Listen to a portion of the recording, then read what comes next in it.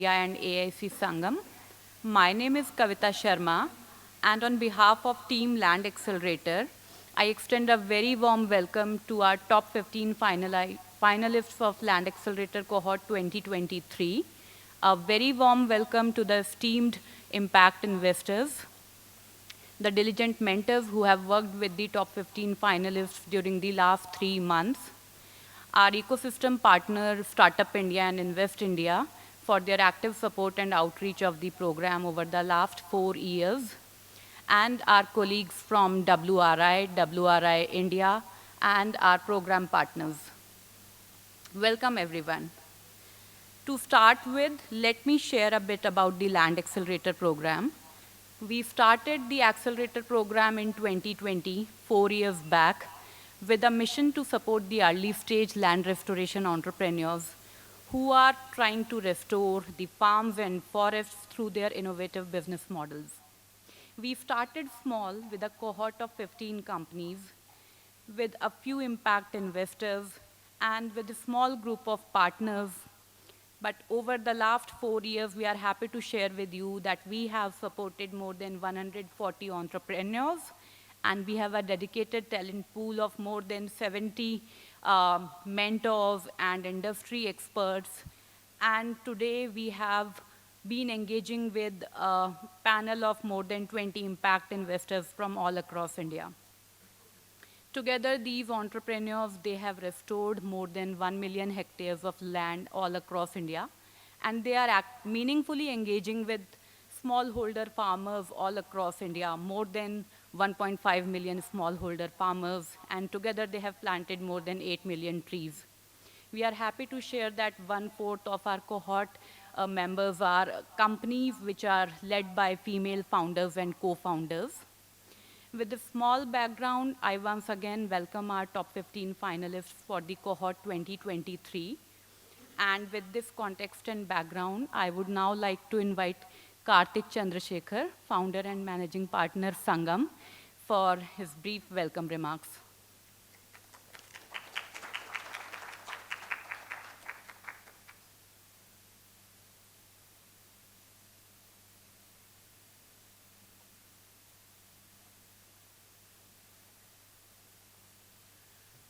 Hi everyone, I'm Karthik Chandrasekhar, founder and partner at Sangam Ventures and a director at AIC Sangam.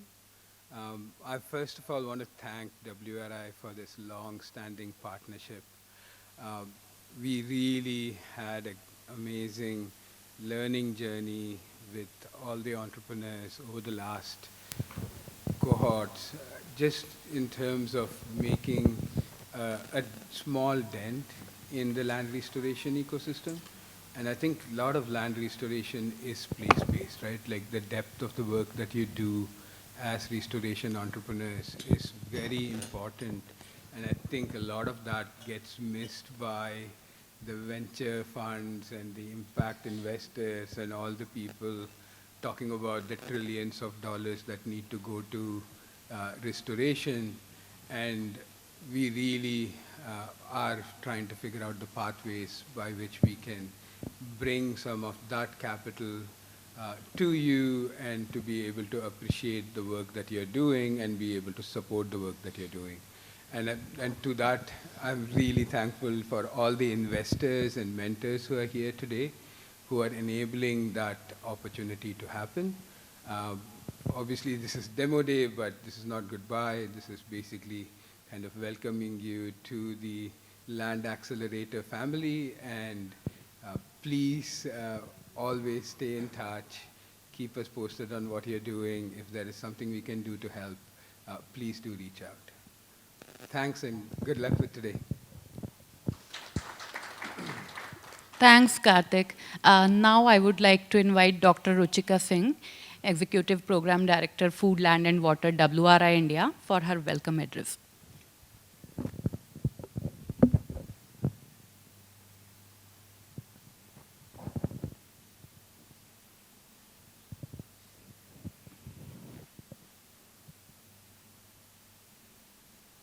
Good morning, everyone, and welcome to the demo day.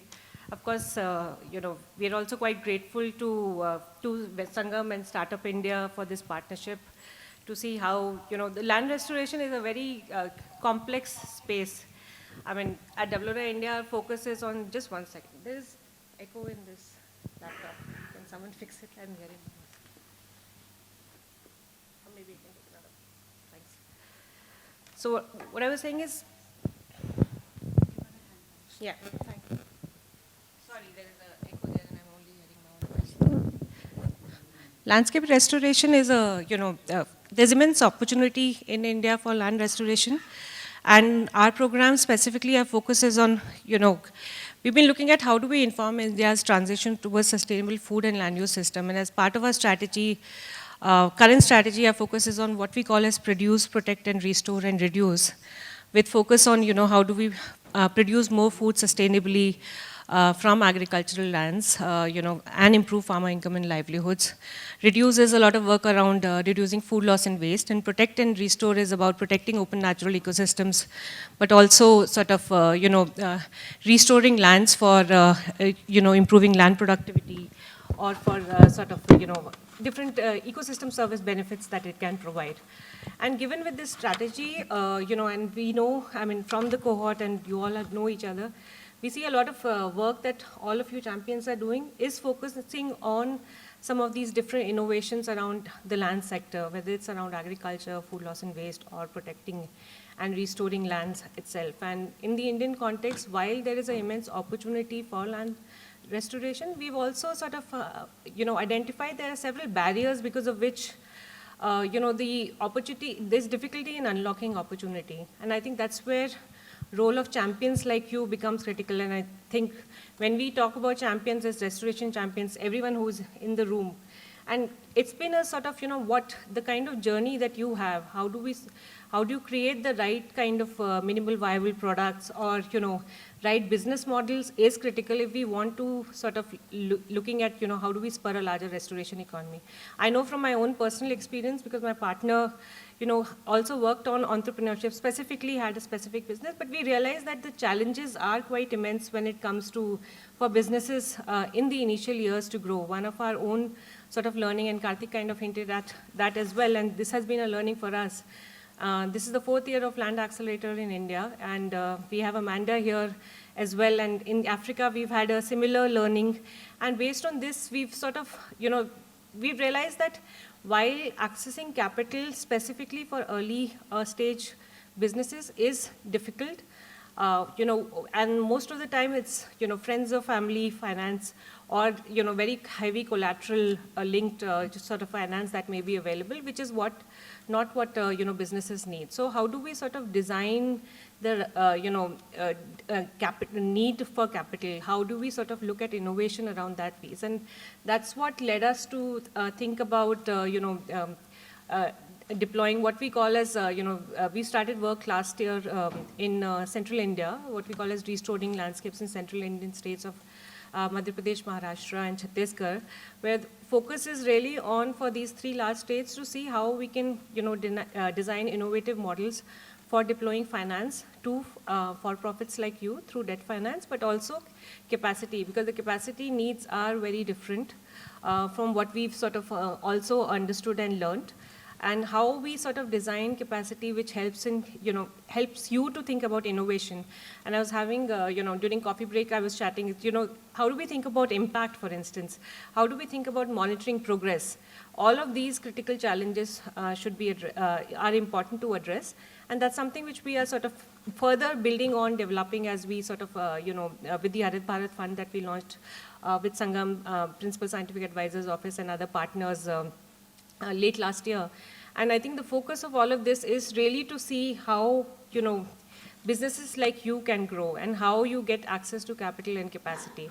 So, well, congratulations, you've reached so far, and all the best for, the pitches that you are going to be making today. We have a very impressive investor panel, and I'm looking forward to sort of listening in. I'll pass it back to Kapita. Thank you, Ruchika. Now I would like to invite Harshita from Startup India for her welcome address.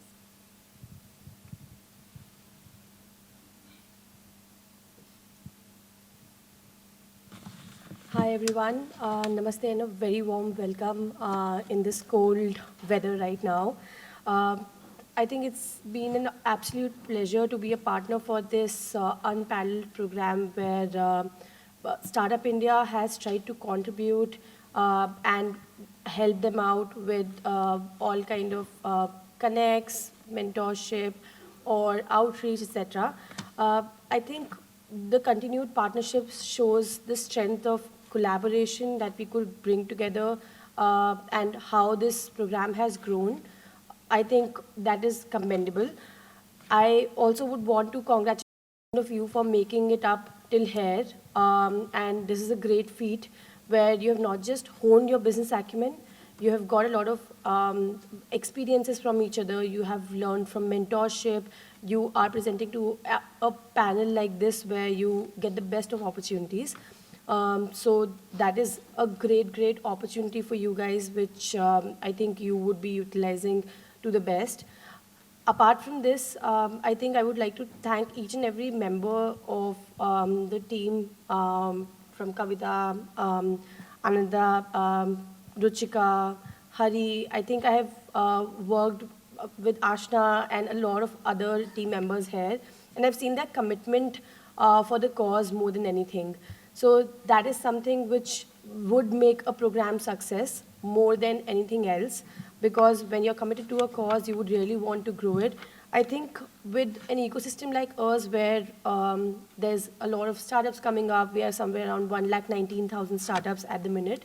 But if you talk about startups in the sustainability space, there will be somewhere around 6,000 startups, which is not, to be honest, if you see the entire ecosystem, probably we do not cover the entire ecosystem. For the reason, for example, the definition prohibits startups who have more than 10 years of tenure or, from their incorporation, or 100 crores plus of revenue, etc. So, but even with the kind of growth we have seen in this ecosystem, agri-tech, sustainability space, a lot has been due to programs like these. So I would be looking forward to even the next edition where we can again get together and build this up. And I'm so glad to be here. Anyone, anything that you might need with regards to support for any connect, any kind of struggle that you have, please feel free to connect. I'll be here till the lunchtime. Thank you so much. Thank you, Harshita. It has truly been an amazing partnership and a forward-looking collaboration. Thank you. Now we would like to go ahead with the introduction of the investor panels, self-intros by our esteemed investors. So we can start from the round tables, maybe from here, and I would like to pass on to you to start. Hi everyone, my name is Sandro Stephen. I've been in the investment space for more than a decade, helped raise capital for about 107 plus companies over the years. One unicorn, two unicorns, and a couple of them exits. Personally invested in about 15 companies. Today I'm standing here on behalf of Green Trunk Ventures. This is my own angel fund that I've started off, backed by about 180 investors, 20 family offices. We are also looking at setting up a Cat 2 fund, which should be live in the next 1 quarter. Primarily looking at doing a 100 crore fund from there. Our investment thesis would remain around 50, on the investment check size about 50 lakhs to about 5 crores. We're sector agnostic, more on innovation and impact, also to see how future kind of works out. So happy to engage and see more. Thank you. Thank you. Hi guys, my name is Pavan. I am here representing as a partner Venture Garage. Venture Garage is a company which sort of works with startups in their fundraise journey from angel investment to the IPO stage.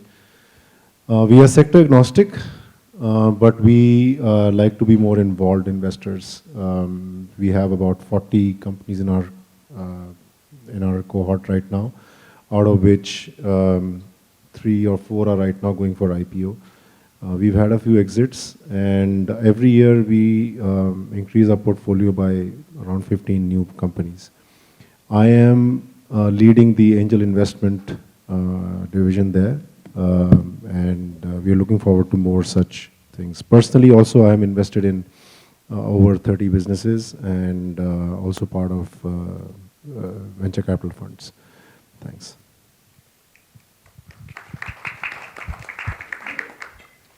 Hi, so I'm Alex Hogovin-Rutter with Third Derivative. We're the world's largest climate tech accelerator, global, but we've got a number of investments here in India. And I personally am an angel investor as well with about 20 companies, primarily in the climate space. Hi everyone. First of all, it's a pleasure to share the stage with all of you. I'm Harshit. I'm an investment associate at Venture Garage. I've just joined Pawan sir. We both look after the angel network here. I guess he gave a complete introduction to what we do. What I'll add on to it is, we are currently very bullish on climate tech, clean tech. I've been working with 3-4 opportunities currently. And the idea is to work with great founders with a focus on founder market fit and unit level fundamentals.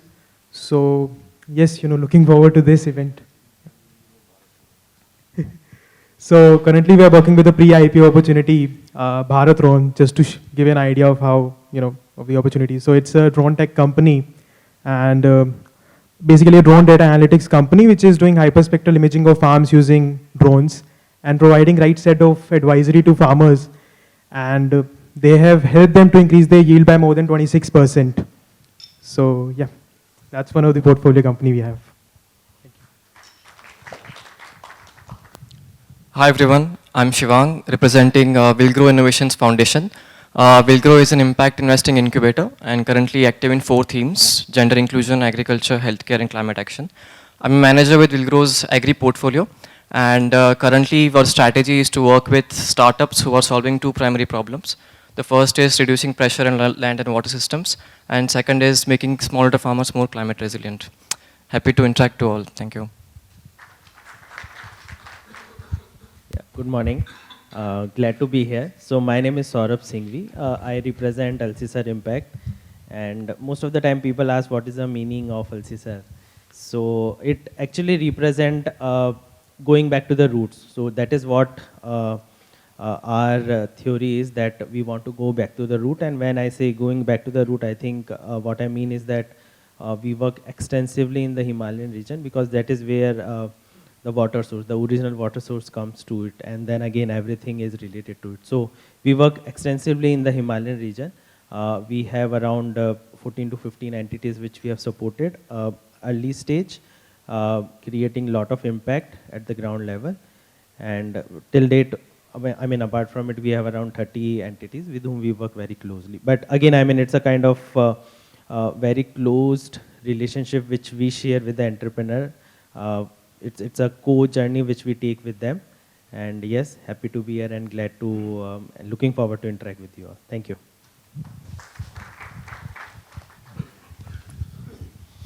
Hello everyone. I'm Amrit, representing Acumen. Acumen is a impact investment fund based out of US. And we have offices across 7 geographies: India, Pakistan, East Africa, West Africa, Colombia, and obviously the US. And we have team across these geographies and dedicated teams, and they have their own investment thesis. For instance, in India, our focus is basically agriculture, workforce development, and energy. But overarching theme for Acumen is poverty alleviation, so that's our main focus. And probably there are different ways to do it. So that's why we have different investment theses across various geographies that we invest in. We are really intrigued by the intersection of climate and gender to create any sort of an intergenerational impact. So we are really interested in those sort of models. And I'm really looking forward to the pitches today and any synergies that these companies can have with Acumen. And all the best to everyone. Thank you. Hi everyone, I'm Sandeep Bardia. I run my own family office, been investing for the last 21 years. And deeply invested in the recycling space and intrigued about the climate tech space. I'm mostly a late stage investor, but I'm happy to explore synergies across my portfolio companies with interesting companies out here. Look forward to speak to you. Thank you. Good morning, everyone. I'm Emmanuel. I work with Caspian Impact. Right now I'm leading an equity fund that is looking to invest into agri startups, early stage agri startups. We also have a debt company which funds a large number of early stage businesses which are otherwise not debt fundable by others. Apart from that, I am a director in Up Kisan Finance, which is also doing some bit of financing of FPOs and agri startups, and part of many other incubators and accelerators. Hello everyone, I'm Dr. Manish. I am representing Responsibility. We are a Swiss-based impact investor firm, and you might have heard our name recently. We invested in Blue Smart recently for $25 million. And we invest basically in three major themes: sustainable food debt, climate finance, and microfinances. We have almost 4.6 billion under our asset management thing. And currently, under our sustainable food debt, we have a dedicated fund for climate smart agriculture and food system funds. And the major impact which we are seeking out of it is food loss and waste reduction. Smallholder, we are going to reach out. So I look forward for the discussion and all the nice speeches. Thank you so much. Hi everyone, I am Naman Jain. I'm representing Upaya Social Ventures. Upaya is an impact-first organization. We are headquartered at Seattle but operating in Bangalore. So our main investment thesis is that we invest in social enterprises which create livelihood opportunities. So that is our investment thesis. We come at a seed stage and mostly we look for impact, but at also an intersection of gender and climate. I'm a senior analyst here, and some of our portfolio companies include Bharat Rohan and Godesi, which have become gone on to do really well. Looking to engage with everyone and speaking with every great founders that are here. Thank you so much. Hello everyone, my name is Rahul Jain. I represent Social Alpha here. Social Alpha is a multi-stage innovation curation and venture development platform for science and technology-backed startups. We invest in three strategic areas. One is climate and sustainability, one is agri-tech, and third is healthcare. I am part of the livelihoods team where we have active thesis area in dairy, small farm mechanization, and soil carbon. Looking forward to the discussion here. Good morning, everyone. My name is JP Methani. I am working with the organization called Agas Federation, and today I am here as a mentor with AgriNet. Thank you. Hi, good morning, everyone. My name is Vikrant Rajvanshi. I'm partner with Revex Capital. This is a Cat 2 AIF providing short-term debt financing to growth stage companies. We usually look at companies which are at least 2 years in operation with a MRR of 1.5 CR. We've been in the market for the past 8 months, and we've already deployed 300 crores plus in around 35 companies. Usually we look at growth stage companies, but we would be open to looking at early stage companies also. So looking forward to it. Thank you. Good morning, everyone. My name is Raj Jani. I've been associated with agri value chains and forestry value chains for over 2 decades. With Land Accelerator, this is my third cohort. And first of all, thanks a lot. And it's wonderful to see all of you. Many of them are actually my friends, old friends also. Apart from doing the mentorship, I am actually now getting very active in fundraising space for these sustainability focused startups. And that is where I would like to talk to WRI also and to other people that we are going to launch a sustainability focused fund with a group of investors. And apart from that, I am actually also looking forward to help the startups with marketing. So these are the 2 areas that we are going to focus increasingly in future. Thank you.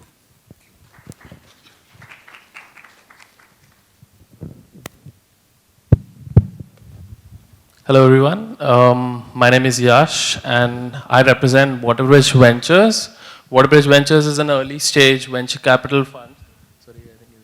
So Waterbridge Ventures is an early stage venture capital fund. We started in 2016. We have $300 million in asset under management right now, sector agnostic. We come in very early, and when we say early, which is seed, pre-seed, pre-series A, Check size ranges anywhere from $300,000 to $3 million. From a sustainability standpoint, we've recently come out with a sustainability report, and we are signatories with the WRI. In terms of investments, we have recently did an investment last year where we were lead investors in a company called Lufa, which kind of has inputs in insect protein, etc. And we've also invested in a company called Chalo, which is now upwards of $500 million in valuation. Very dominant in Mumbai, Indore, and other tier 2, tier 3 cities. Yeah, happy to kind of understand and see what kind of startups bring out, and happy to connect with anyone and everyone who's interested in sustainability. Yeah, thank you. Thank you all the investors and mentors for your introduction. And now we are going to start the pitches. My colleague Divya will take you through the pitching plan and the process to share the feedback for the cohort members. We are sharing feedback sheet with you where you can submit your interest for the companies who are going to pitch today. And over to you, Divya. Hi, good morning everyone, and thank you for being here. So we are ready to get started with the pitches. The process is quite simple. We have a predetermined order in which we are going to invite the companies. Each of the companies, they will come and present here, and whoever is probably carrying some products or some other demonstration of the solutions in terms of pamphlets or something else that they would like to share, they would also place those here and probably also circulate among the investors. While this is going on, I also request the investors to please collect the interest sheets. So one interest sheet and one envelope per individual, please. And the idea is as and when the companies are presenting, if you could just mark your interest to connect with these companies on these sheets, and then place it inside the envelope once all the pitching is done by all the companies. Right? And once you place it inside the envelopes, we'll collect it once the entire pitching is over. I hope that's clear. Any questions before we get started? Also, very quickly on the format of the pitches, we have 3 minutes strictly, where we've instructed the companies to please take only 3 minutes, after which about 10 minutes for Q&A and any feedback that the investors would like to share. So that's all from our side. Any questions quickly we can take, or else we can get started.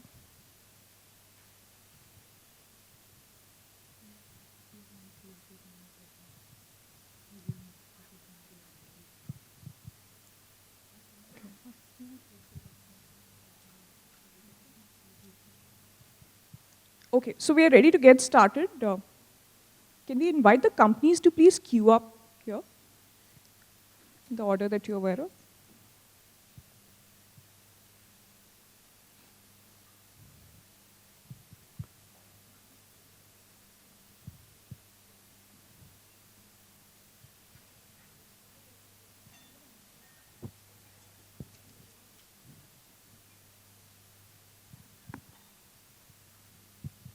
We've also handed over a highlights brochure to all of you. So as and when the company presentations are going on, you could also look at those brochures. And I mean, the brochures are, the companies are listed in the same order as the presentation. So some more details on the brochures as well. So you could use those for your questioning or evaluating your companies, the companies. Okay. So we're ready to begin with the first company. This is Ronald from Agrinet Foods and Beverages Private Limited. Over to you, Ronald. Hi, good evening, everyone. Namaskar. So I am Ronald Castellino, CEO of Agrinet. So Agrinet is a blockchain-enabled soil-to-oil chain enterprise focusing on organic certified essential oils, while also providing nature-based solutions for carbon removal. So our operation model is we convert most of these invasive weeds into biochar. From biochar, we kind of get it back into the soil while we are planting the aromatic crops. And this also helps us get access to carbon credits at a later stage. The processing unit that we use has much better efficiency in terms of oil yield as well, and premium quality. And we use blockchain throughout the process as well. The problem statement on the demand side we're looking at is the shortage of organic certified essential oils and the adulteration problem globally. And also in India, the lack of organized cultivation and processing, which makes it hard for the end product to be exported. On the supply side, in the areas where we're working in, especially in the Himalayas, there's a lot of degradation of soil due to invasive weeds like lantana, unavailability of good seedling materials, smaller land holding. So one thing is we help the farmers convert these weeds into waste to wealth, weeds to biochar to carbon credits. We provide them with quality seedlings and also help them manage better their resources. On the processing side, we focus mainly on the better yield extraction, making sure we have the right quality for exports, and also we use solar and biochar as energy resources rather than wood. For client side, we focus on the organic certification, testing results, and other technical dossiers. So our value proposition, our main advantage is the organic certification, blockchain, and our focus is mainly on the fragrance and cosmetic industry rather than the food industry. This is the market size of essential oil with a good CAGR of close to 10%. This is the, for lemongrass oil, this is the global, this thing for, it's also got a healthy CAGR of 10%. Our journey so far in the last 2 years, we worked with 200 farmers, 100 acres. We've just set up a distillation unit in last May. Everything has been digitized. We are early revenue stage. In the next 12 months, we are focusing on getting 200 acres planting done, doing a project of biochar with a company from Singapore, biochar carbon credits, and also we'll be going through an organic certification process. We'll be turning cash flow positive by November 24, and we would like to impact at least 400 farmers by the end of 25. The impact side, on the social side, we look at mainly women empowerment, and on the economic side, we're looking at mainly income generation through essential oils and also through biochar production and carbon credits. Our environmental side, biochar is a very good long-term carbon sequestration, and as we are doing organic practices like mulching, etc., so we soil and water conservation as well, and we monitor this through testing the organic carbon content every year. Our ask is for 50 lakhs, mainly going to organic certification, research and trials for more higher value crops as well, and operations and marketing and sales. Thank you.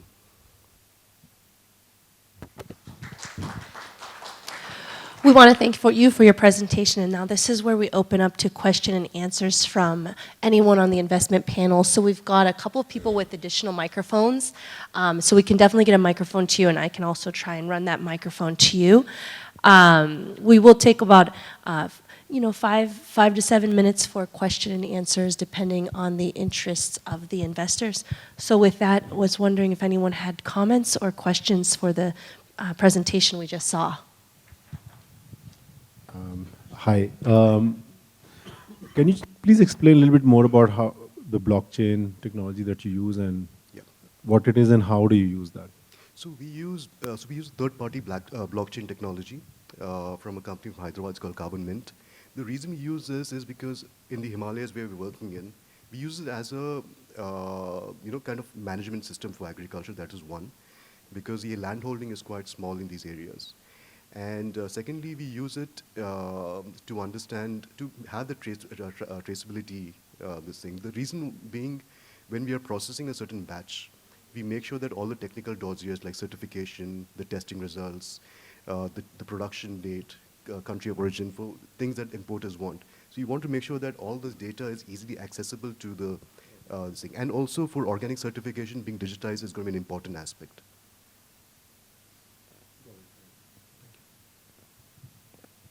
And who would be the customers for this, sorry, once again? Yeah. So ours are B2B customers. We are looking at fragrance houses, cosmetic brands, personal care brands.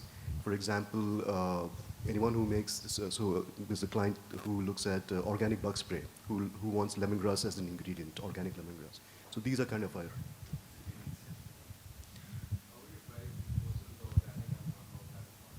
Yeah, so it'll be around minimum 20-25%. Higher, but it can go up to almost 30% in most cases. So for example, the FOB price for a normal lemongrass oil is around $20. There are clients that can pay even $30, depending on the requirement.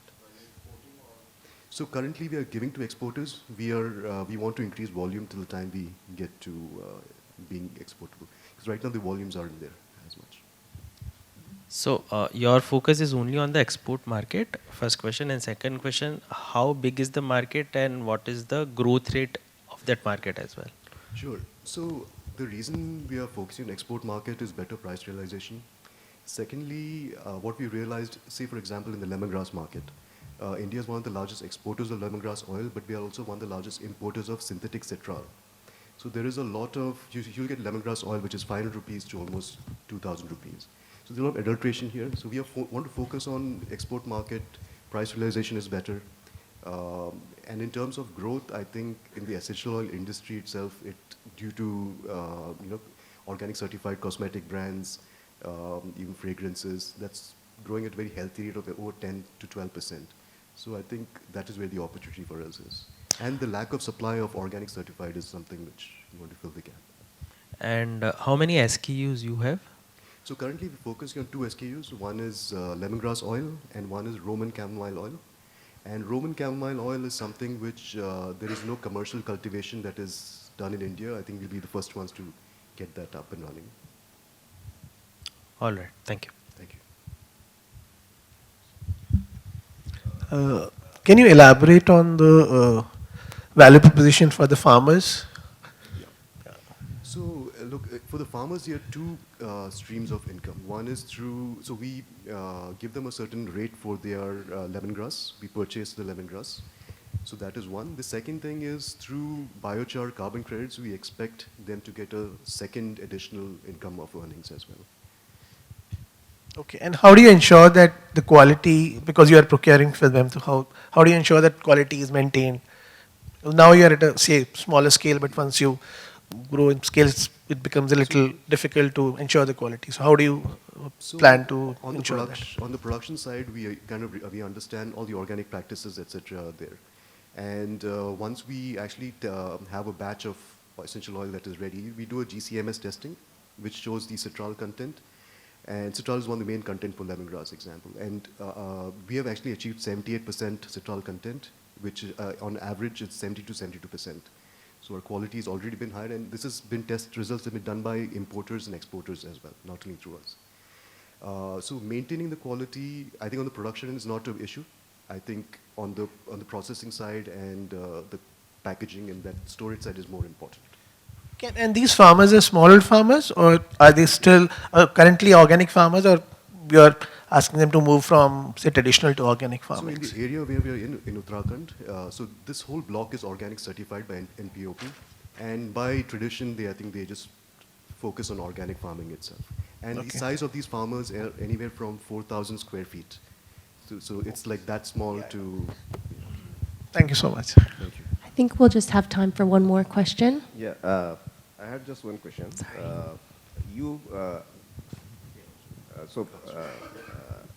I can see you set up this company in 2011, and last year's turnover was 5 lakhs. Yeah. So why has it taken so much time to come at this stage? So this project we started 2 years back. Before that, we used to do a lot of different projects. We also were not operational for a while as well. I can talk about it at a later stage as well. Hi. Just want to know at what level you are doing processing? Is there any proprietary tech you have developed for processing? Sure. Second is, what is the market for biochar, where you are selling the biochar? Sure. So in terms, look, 95% of the distillation units that set up in India are all MS units. And these, when you extract these oil, having the chemicals in your end product, you're going to get some kind of residue of heavy metals and things like that. So it's not exportable. And one thing what we are using is, so we are also connected, tied up with Selco Foundation to solarize our unit. And also we are using biochar as pellets instead of using wood. So one thing is our cost of production becomes much lesser. Now with biochar, we use it back into our regenerative project itself rather than selling it. But our focus is on biochar carbon credits, which in the market currently sell at minimum of $100 per biochar carbon credit. And we have tied up with a company from Singapore to get that up and running. Thank you. Thank you all for your interest in that company. Let's give them a round of applause and the next company to be coming up.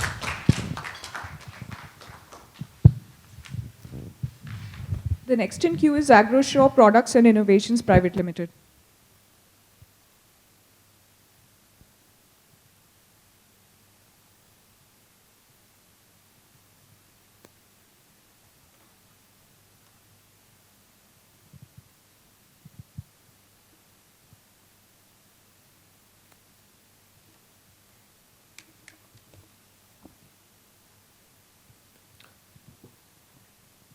Okay. Hi everyone, I'm Akshay. I'm founder of AgriSure Products and Innovations Private Limited. So we are currently based out of Akola in Maharashtra, which is particularly known for one of the drought-prone regions of Maharashtra, where farmers seems to be discouraged and there seems to be a significant loss of hope to do farmings. So the farmers are doing the conventional farming practices such as the excessive use of fertilizers, and they are still using the heavy farm machineries, which is declining the soil fertility and which is contributing to soil degradations. And this is impacting the livelihoods of small farmers and particularly the women farmers in India. So this farming community are still using the conventional tools and practices to do farmings. So that's why we are providing a complete farm mechanization solution by designing and manufacturing various types of affordable, innovative and easy to use farm equipments. So basically we are working in 3 verticals, we manufacture tractor mounted implements, then self-propelled equipments and post-harvest food processing equipments. And particularly for the women farmers, we are providing gender-friendly farm equipments to them. So we have developed self-propelled platform along with various types of attachments so that a single machine can perform various types of activities in the field, right from land preparation till the crop harvesting process. And most of our products are already FMTTI certified. So that means these products are already available on a subsidized rate for the farming communities. So in terms of the opportunity, we see a huge potential to serve the farming communities in India. For the next 5 years, we are planning to work closely with around 75,000 farmers, particularly in the drought-prone regions of India. So in terms of competitive advantage, majorly M3 Agri Services and Kamal Kisans are majorly 2 competitors who are working in the farm mechanization sectors. And there are many local welding workshops who used to manufacture farm implements. But the customer retention rate for these competitors are very less because they don't offer quality products and after-sales service.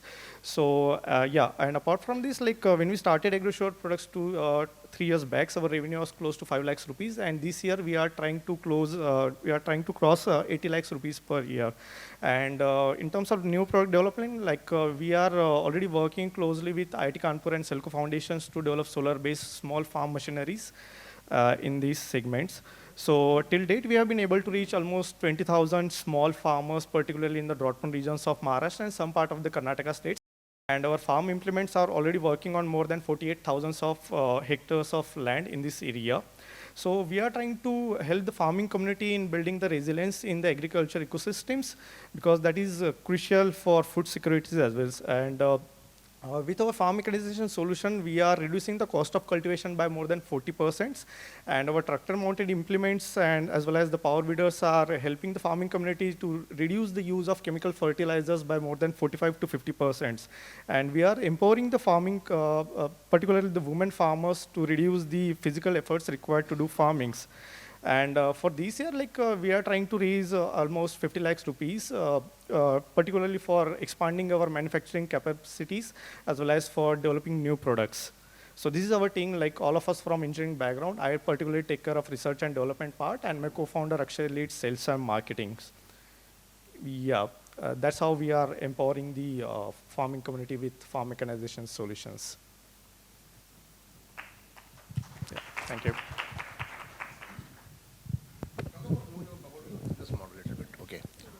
Okay, How are you making money from Okay, so basically we design and manufacture these farm implements, and we directly sell it to the farmers through our factory outlet, which is based at Akola.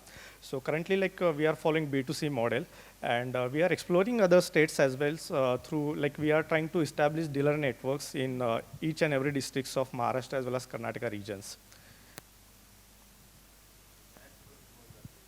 Yes. Via some application app, or how the customer coming to you? Okay, so we used to participate in different types of agriculture exhibitions. That is the one source, and we have created WhatsApp groups and Facebook groups. So we keep them updating about the recent technological advancement in our portfolio. And apart from this, we work closely with the agriculture universities and KVK. So before selling the products, we used to conduct different awareness campaign at various taluka level places, just to create an awareness among the farmers about our products. So that's used to create leads out of it. Anybody else next? I wanted to ask in terms of, the customers are farmers. Yes. Farmers don't pay money.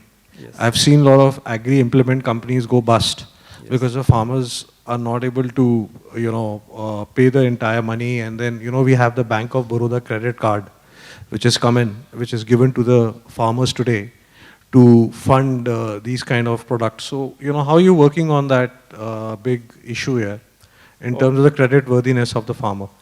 Yes, sir. So the already existing products available in the market are costly. So that's why we are building affordable solution for the farming communities.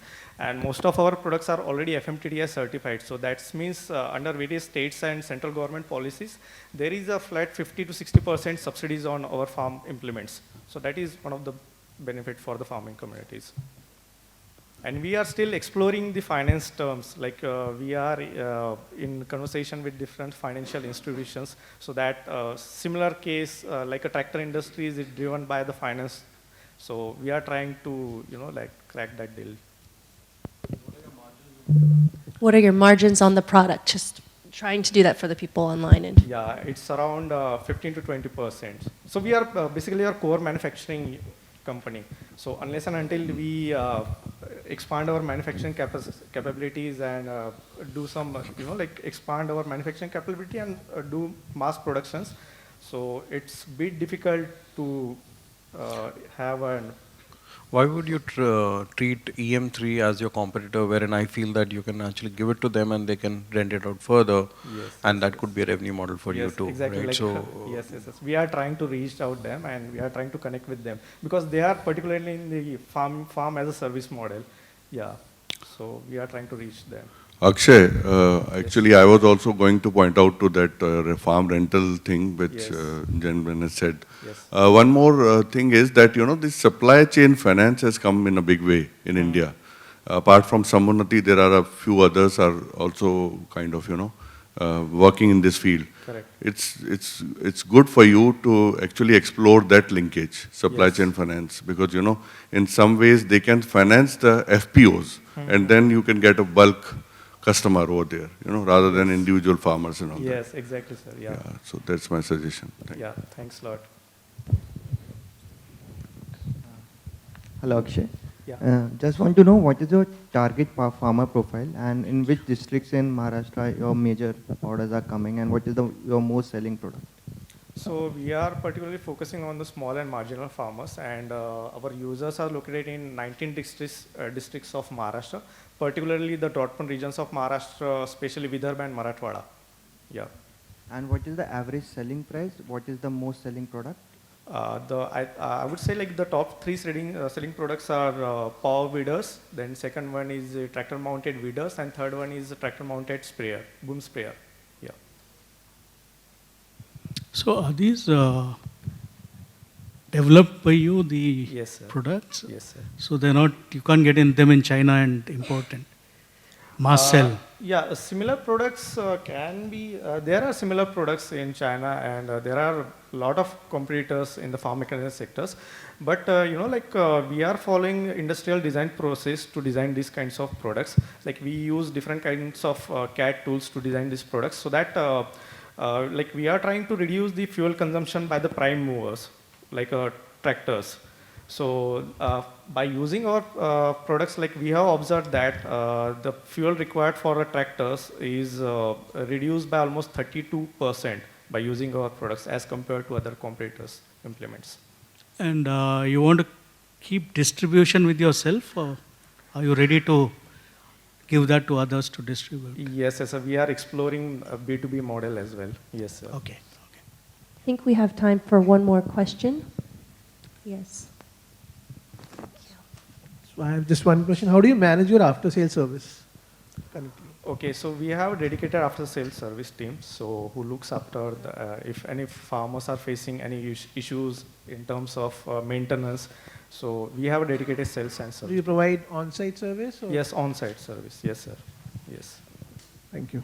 Yeah, welcome. Yes. I think that we will have to move on because we do have 13 companies. So sorry, but please write your questions down, find them at the coffee break, and thank you so much for your presentation. Thank you. Thank you, Akshay, and thank you for the questions and suggestions. The next company in queue is Axo Agro Soldier Private Limited.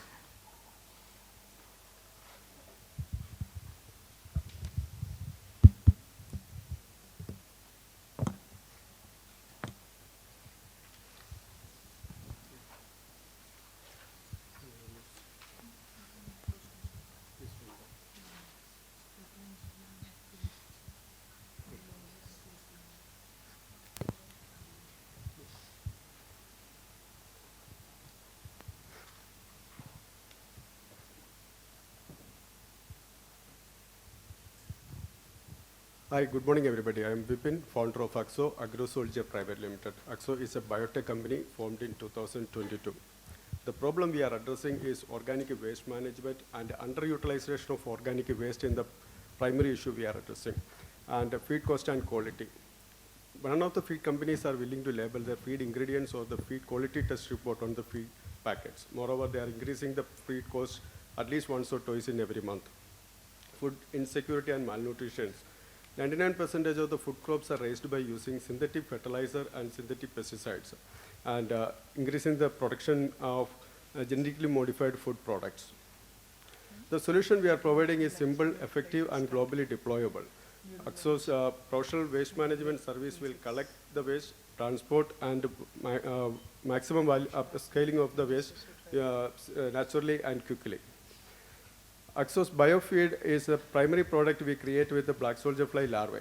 It converts any organic waste into protein, fat, calcium, and minerals.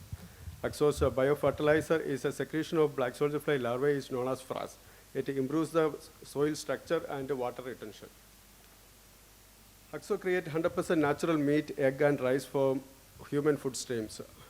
This is a sustainable and innovative approach to produce food for people through waste management.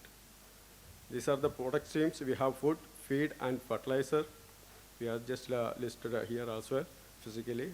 The value proposition, low cost and regular waste management for the headache-free waste generators, and highly nutrient natural feed and fertilizer for the more income farmers, and healthy and fresh natural food for sustainable food markets.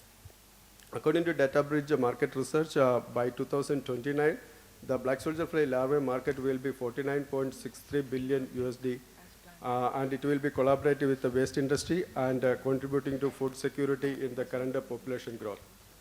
The competitors are BASF and fresh fruits and loopworms, but none of these competitors are not using the circular food system with the waste management, or they are not authorized to collect the waste as well.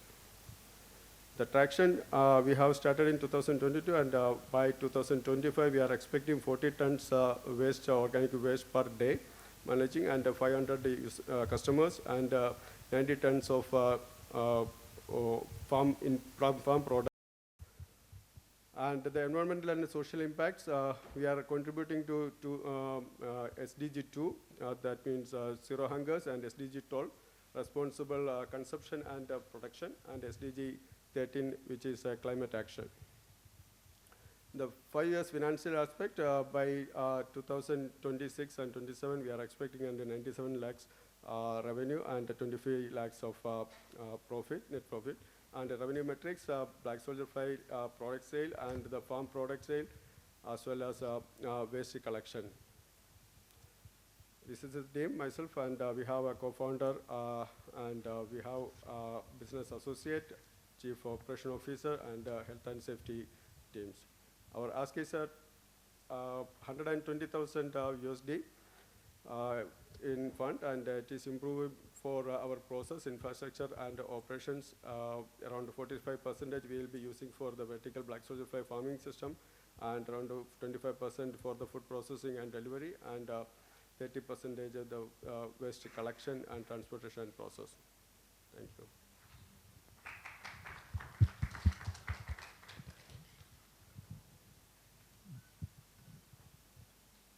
Looking for someone with the first question.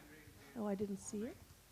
Okay. Oh, online. Oh, well, let's do the first person in the room, and then we want to go to the person online. So Pradeep, get ready to unmute yourself, and thanks so much for thinking of that question. And we'll go to Al-Sisar for the first question. Yeah, Vipin. Yeah. Yeah. So, Vivek, tell me one thing. You are into waste management as well, because again, see, all these segments are very tough in itself, right? Yep. Collection of waste is one thing, and then Exactly. converting is a different thing. And third is the marketing, creating brand opportunity. Exactly. So, what is your vision as to where you actually want to go in the next 5 years? See, that we started it because of the waste issues in Kerala especially. So we know that waste is available everywhere. So we need to expand it in not only in Kerala, in other states as well, or anywhere in the world, we can expand. So that is the model which we create. We collect the waste, we process it with black soldier fly larvae, and we create a farming community which directly use these products. And finally, we have a farming products like we have chickens, desi chickens, which is openly reared, and we have rice, which is only used for the black soldier fly as a fertilizer. So this is the model, which is the three core teams like waste collection and fertilizer creation or the feed creation and the farming team. So this is the core team we can develop anywhere in the world, and we can use this model, execute this immediately. Okay, thank you. Thank you. So we want to thank you and want to invite Pradeep. We have allowed you to maybe unmute yourself and asked you. So if you're still interested in answering your question, if you could unmute yourself. If we don't see that unmute happening in the next 5 seconds, we will look for another question here in the room. Oh, here you go, Pradeep. Yes, please introduce yourself, and thank you so much for making this interactive. Are we able to hear? Hold on, this is the first time we're doing this today, so let's see if we have, the volume is turned up over here, so we should at least be able to hear it from this computer. Hello. Yes, we can hear you, perfect. Yeah, this is Pradeep. This is Pradeep from Bhubaneswar. Okay. Yeah, I work with the organization called Udyam, and it's glad to attend this meeting today. And I want to know that what is the duration of this is accelerated program, or it's no. Who's asking about the duration of the forum, was that right? Okay, well, we can re-put the information into the chat box. It is... And it's sometimes Orissa is not the list, Okay. and Okay, so whether I do not we're know whether answering Orissa your is question. here or not. Okay. Last time it was not Orissa. Okay. So we'll answer your question. It's going to be until about 3 o'clock today. So it is a long time, so you can jump in and jump out as you might need if you're interested in the companies. So we'll also go ahead and put some of that information into the chat box later. So thank you so much, and we'll return to the room for more questions for the speaker. Yes, Mr. Rajjani. You got, I think that one's close. Vipin, how are your products compared to the market majors like Grovels and Godrej and all that? See, product compared, we using hotel waste and slaughtering waste as well. So when we use the slaughtering waste, the larvae's protein content and the fat content will be high. So we have a different range of products based on the requirement actually. So when we use the slaughtering waste, it will be high protein and fat, so we can get a oil from that. Yes. The rest of things, we use the hotel waste and the fruit waste and vegetable waste as well. So those waste, if you use it for rearing the black soldier, the protein and fat rate will be less, but it will be considered as a pure, directly usable black soldier. No, so I'm asking about the price difference, variance, your product, what is your main product? Fish feed or chicken feed? No, the poultry and fisheries, so both we have. Poultry and fisheries, no? So let's say fish feed.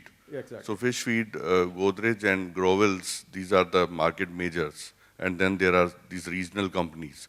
So recently there has been a market slash in the prices of the feed. Yeah. Okay, so how do you compare with them? See, especially black soldier fly larvae, they use certain terms of customers are there. They won't use any other feeds, like pellet feed directly, because pellet feed, when you use it, only pellet feed, we can see the fish oil content will be high. So in black soldier fly larvae feed, it will not be in that case actually. Okay, That so is the quality difference, and the price difference we always stick into 100 rupees rate. Why? Because we are the production cost is very less compared to our system, because we are getting money for collecting the waste as well. So I got it. Now the BSF is also something which is now coming up in a big way. So there are about 50 companies in India which are using BSF. Okay, you are not alone. So and then you produce only 4 names over there. Yeah. You know, so the thing is Loopworm, for example. Exactly. They are the market leaders here. It is in the list. So how is your product comparable to them? It is not only the product comparison, the Also system, the price. The Yeah. system is different, like, because we are not finishing with the creation of larvae or the feed or fertilizer. We are going to the next level to create the farm products. So we have our own farmers, and we have a group of farmers who is rearing the chickens, the desi chickens, and rice fields. So it is not only creating the feed or fertilizer, it is creating the food as well for humans. Okay, we'll talk on the balance then. Great. Thank you. Thank you. Okay, yes. Does the environmental temperature affect the growth of BSF? In Kerala, Say, for example, in temperate zone and in tropical zone, what will be the difference? No, right now we don't face any climate issues rearing the black soldier fly. Mainly the issue faces like the egg production, but we don't have any issues at the moment. Especially in Kerala, the coastal area, so we never faced any humidity issue or the temperature climate issue over there. Even we tried with in Tamil Nadu, and also there is no issue so far in normal BSFs. We are not imported one using. It is a traditional like BSF larvae. We are using it. We never faced any issue with the production capacity. Okay, thank you. And I think we might have time for 1 or 2 more questions. Yes, perfect. You talked about egg production also as one of the byproducts that you're doing. Are you buying eggs from them and selling into the market? No, right now we are not selling it. No, first time we brought it around 1.5 years back. We brought 100 grams of eggs. From there we developed all this. Right now we don't sell the eggs because we need this larvae produced. So egg is not a product for us. Black soldier fly egg, but we have chicken eggs as a product. And you're selling that? Exactly. So what part of your revenue comes from there? In the farming product, we have chicken meat, egg, and rice. These are the farming products which we have. We are rearing with this black soldier fly larvae and the frass as well. You're doing revenue right now? Yes, we have. What's the breakup of the revenue? Breakup of the revenue in terms of? Last year we have around 75 lakhs, and this next year we are expecting 2x actually, 2 or 3x. Okay, thank you so much for that. And we will introduce the next company. Give them a round of applause. Thank you guys so much for your questions. Thank you, Vipin. Thank you very much. The next company in queue is Buzzworthy Ventures Private Limited. Also, just a quick announcement, we'll take a short break after this one pitch.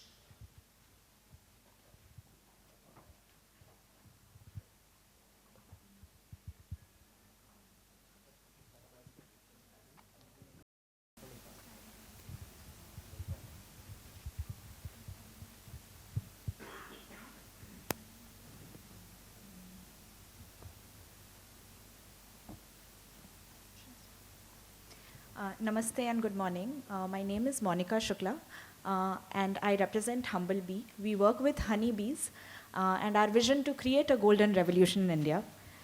Einstein had said that if bees disappear off the face of the earth, the humankind will only have 4 years to live. Bees also pollinate 2/3 of the crops that we find on our table. And the bee population is declining very fast. It will also lead to catastrophic side effects because it would lead to global food insecurity eventually. Most of the crops that you find on the screen are pollinated by bees, from oil seeds to pulses, from mustard to sunflower, from lychees to avocados. Now, Indian farms are largely underpollinated. It has been proven time and again that keeping bees would boost the crop yields by anywhere between 15 to 200%. It also produces rounder and more uniform fruits. The total area of bee-dependent crops in India is about 60 million hectare. Today, India has 3.4 million bee colonies, and considering the area of land which is bee-dependent, there is a potential to have 200 million bee colonies, which is a 60x multiplier from where we are today. From having just 4 lakh beekeepers in India, there is a potential to create 2 crore livelihoods in the space of apiculture or beekeeping. And from being the 7th largest producer of honey in the world, there is a potential for India to become the honey center stage or the largest producer. Now, the small-scale beekeeper today faces several crises. The first one being lack of scientific beekeeping capacity and training. The training structures are limited. Beekeepers are very fragmented in deeper pockets of rural and tribal India. The experts are far too few when it comes to beekeeping. There is also a lack of access to quality beehives, precision-engineered beehives, and beehives which are homes to bees play a very critical role in determining the quantity and quality of the harvest. Now, Indian crops follow a biannual cycle, which means that blooming also happens twice a year, which limits a beekeeper to only harvest twice a year. Migration is a popular phenomena in the West. Indian beekeepers face migratory nightmare because they do not know when, where, and how is blooming happening. There is poor price realization for honey. Forget about other hive products. India is not producing any other, like very, very limited production. All of this leads to beekeeping being unviable. Our intervention model is threefold. We start with facilitating scientific beekeeping training of beekeepers. Through our Tech and Touch model, we also provide them with beekeeping equipment, precision engineered boxes, and we buy back honey from them. And we are trying to build an Amul kind of a brand, but for honey under Humblebee's name. This is a quick glimpse of our BeeKind app. It is AI powered. We leverage a lot on hyperlocalization and vernacularization. We bring to you authentic, traceable, monofloral and multifloral honeys, unprocessed from different floral landscapes of India. We are currently working in 8 states of India, in a few with state forest and horticulture departments, and in others directly with farmer collaboratives. Our footprint currently is of 600 beekeepers, and our goal is to enable a minimum income of 2 lakhs per annum for about 100,000 beekeepers by 2026 and 1 million beekeepers by 2030. Our revenue model is twofold. We sell hive equipment and beehives, and we also sell honey through various channels.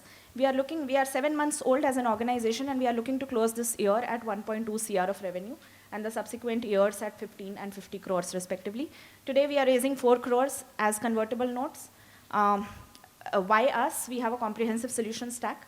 We are looking to build the golden revolution in India and potentially unlock a turnover of 50,000 crores in the next 7 years. We are also doubling the income of small and marginal farmers and tribal hamlets. We have an integrated approach with BeeKind app, which is AI powered and helps us with the entire traceability of food value chain. We are a seasoned team with 32 years of cumulative experience. I lead technology and product. I am an alumna of IIT Kharagpur and Goldman Sachs. Vaibhav is a seasoned sustainable livelihoods professional, has built goat value chain. Varun has had 17 plus years of experience in the impact space. We invite you all to join the Humblebee movement today. Thank you so much. So good to hear from this company that wants to revolutionize the honey sector in India.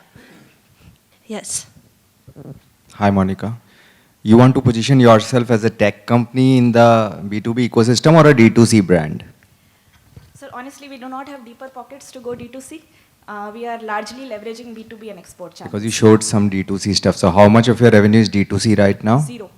Zero? Yes. But you want to go into it or you want to stick to this model? We want to even if you have money? When we have money, we would love to make our honey available to people, but not now. Okay, thank you. Hi. So do you have any data on the biodiversity angle as well? When you were saying that this much of pollination with this much of colonization, do you have any data or some experience with the perennial crops like tea, where you have some farmers? Tea does not have flowers. No. So like the biodiversity angle with the monocropping is there, right? And their biodiversity angle can come up with the bee population, right? Right. So that's where do you have any experience in those We do areas? not have experience. We have studied a lot about biodiversity credits, which is trending a lot in the West, and we do believe that we can replicate something similar with sustainable apiculture. We have not tried it yet, sir. Okay. Yeah, but there is a potential. Yeah. Thank you. Hi.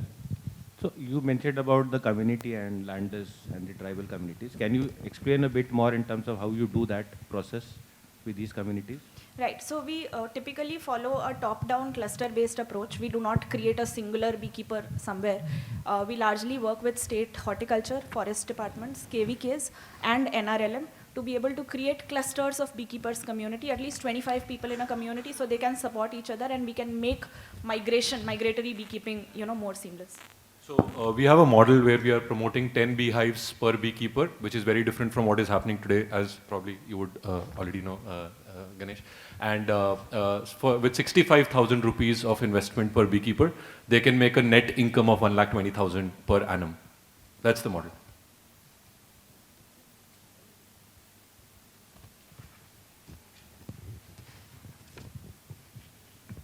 Are you involving the technique of wall hives in your program? And as it is very popular in the high altitude of Uttarakhand, there people are using wall hives for beekeeping. Are you willing to adopt that model? We are not promoting wall hives per se, but we have come across wall hives and also log hives. So at some point in time, we will start working on stingless bee. We have a lot of them also in India, and that is the most expensive honey made available. So with stingless bee, we can use wall hives as well as the log hives. We are not promoting that because that's not commercial beekeeping per se. It's more for hobbies and yeah.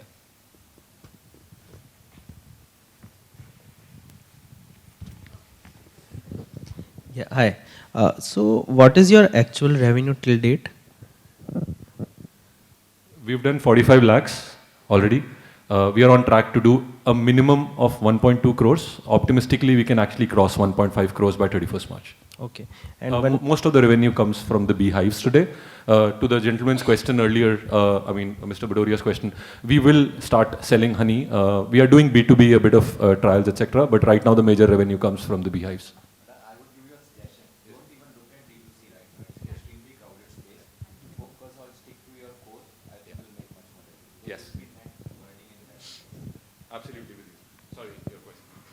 No, that's a thank you. One more question is that it's interesting that you are asking for 4 crores as of now. I mean, just starting from the bootstrapped stage to 4 crores. So what is your view as to why you are asking for so much amount and not something which is less?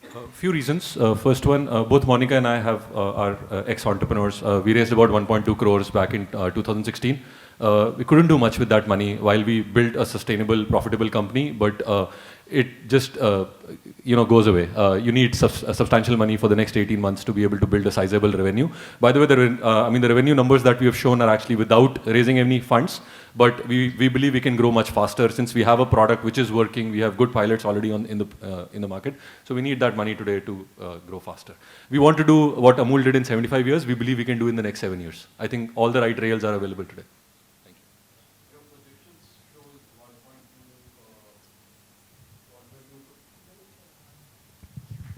Your projection shows 1.2 crores as revenue that you want to do this year, which is 2 months left with 45 lakhs. What you've done till date, how do you achieve the remaining balance? We already have 5 projects ongoing where the funds are committed to the tune of over 2 crores. We believe we can do 1.2 crore of billing before 31st March. We are already working on projects worth over 2 crores today. It hasn't been built. Okay. And what's your margin on the beehive overall? Today it is 30% gross. We are very confident we'll cross 50% gross in the next 6 months, basically 2 quarters. We are partnering with IWST, which is the Wood Science Institute in Bangalore. So the director of the institute and the scientists are actually helping us to understand wood better and the precision engineering better. So we will increase our gross margins to 50% in the next 2 quarters. From 30 to 50? From 30 to 50, absolutely.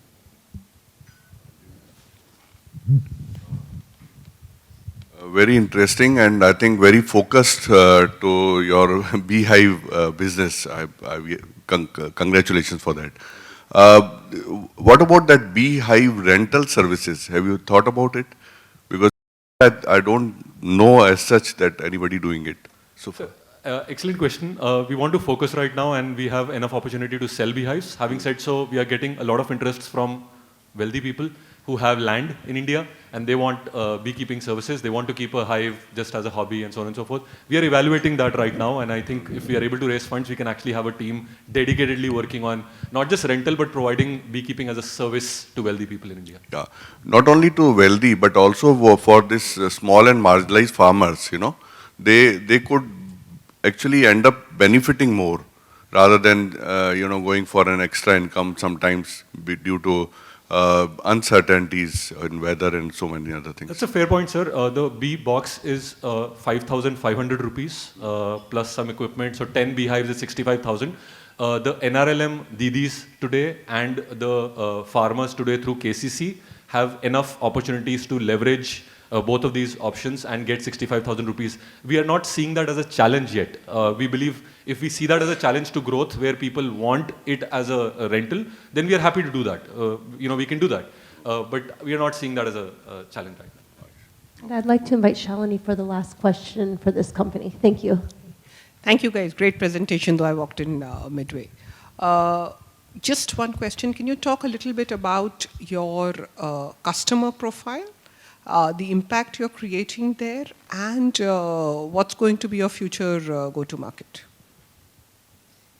So when it comes to bee boxes, since we are operating in a cluster model, so it's largely the FPOs, the KVKs, the horticulture and the forest departments who are our direct customers. They buy it, you know, the community also puts in a margin, and then, you know, it's a co-owned kind of an asset. When it comes to honey itself, it's largely corporates, hospitality industry, and export channels. That's, I mean. Just a little bit more. What I'm trying to understand is the farmer community. So what's the impact you're creating there? Sure. So we really want to introduce small-scale beekeeping as a low-barrier economic activity for women first. Women tend to be better nurturers, as we always say that big animals are for men. They do not tend to be interested in beekeeping. So we have found women to be, you know, more forthcoming.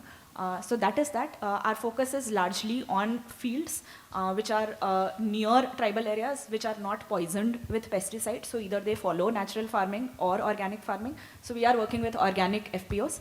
And the focus is on small landholders who have to leverage that small piece of land to maximize their income, because that's what they have. So these are, you know. Just to add on to that, we are looking for farmers who have crops anything but rice and wheat. So dalan, any pulses, telan, any oil like Monica mentioned earlier. So those are the kind of farmers that we're looking at. If they have 1 or 2 acres of land, half to 2 acres of land, they could harvest honey twice a year on 2 different crops. And then we have a migration model. Like Monica said, we have 25 beekeepers in a cluster. We are providing the migration as a model as well, where we will be migrating all the beehives every 2 months to a different place. So the mobile app actually it basically recommends you where and when to take the beehive.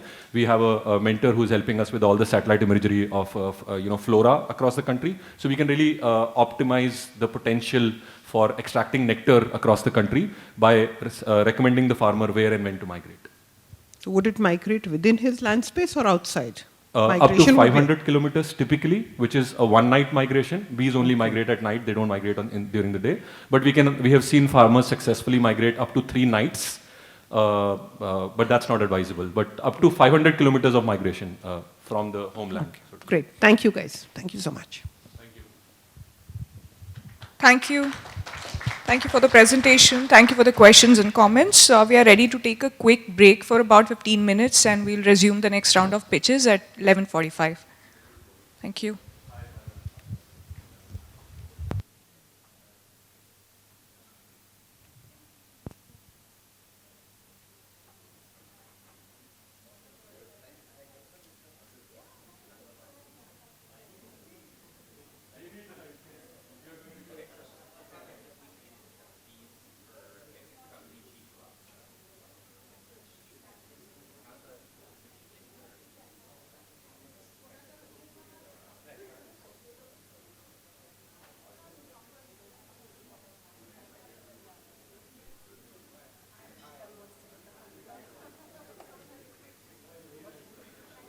So the next company that we have pitching is Climate Sense Private Limited, and we have Aditya from their team.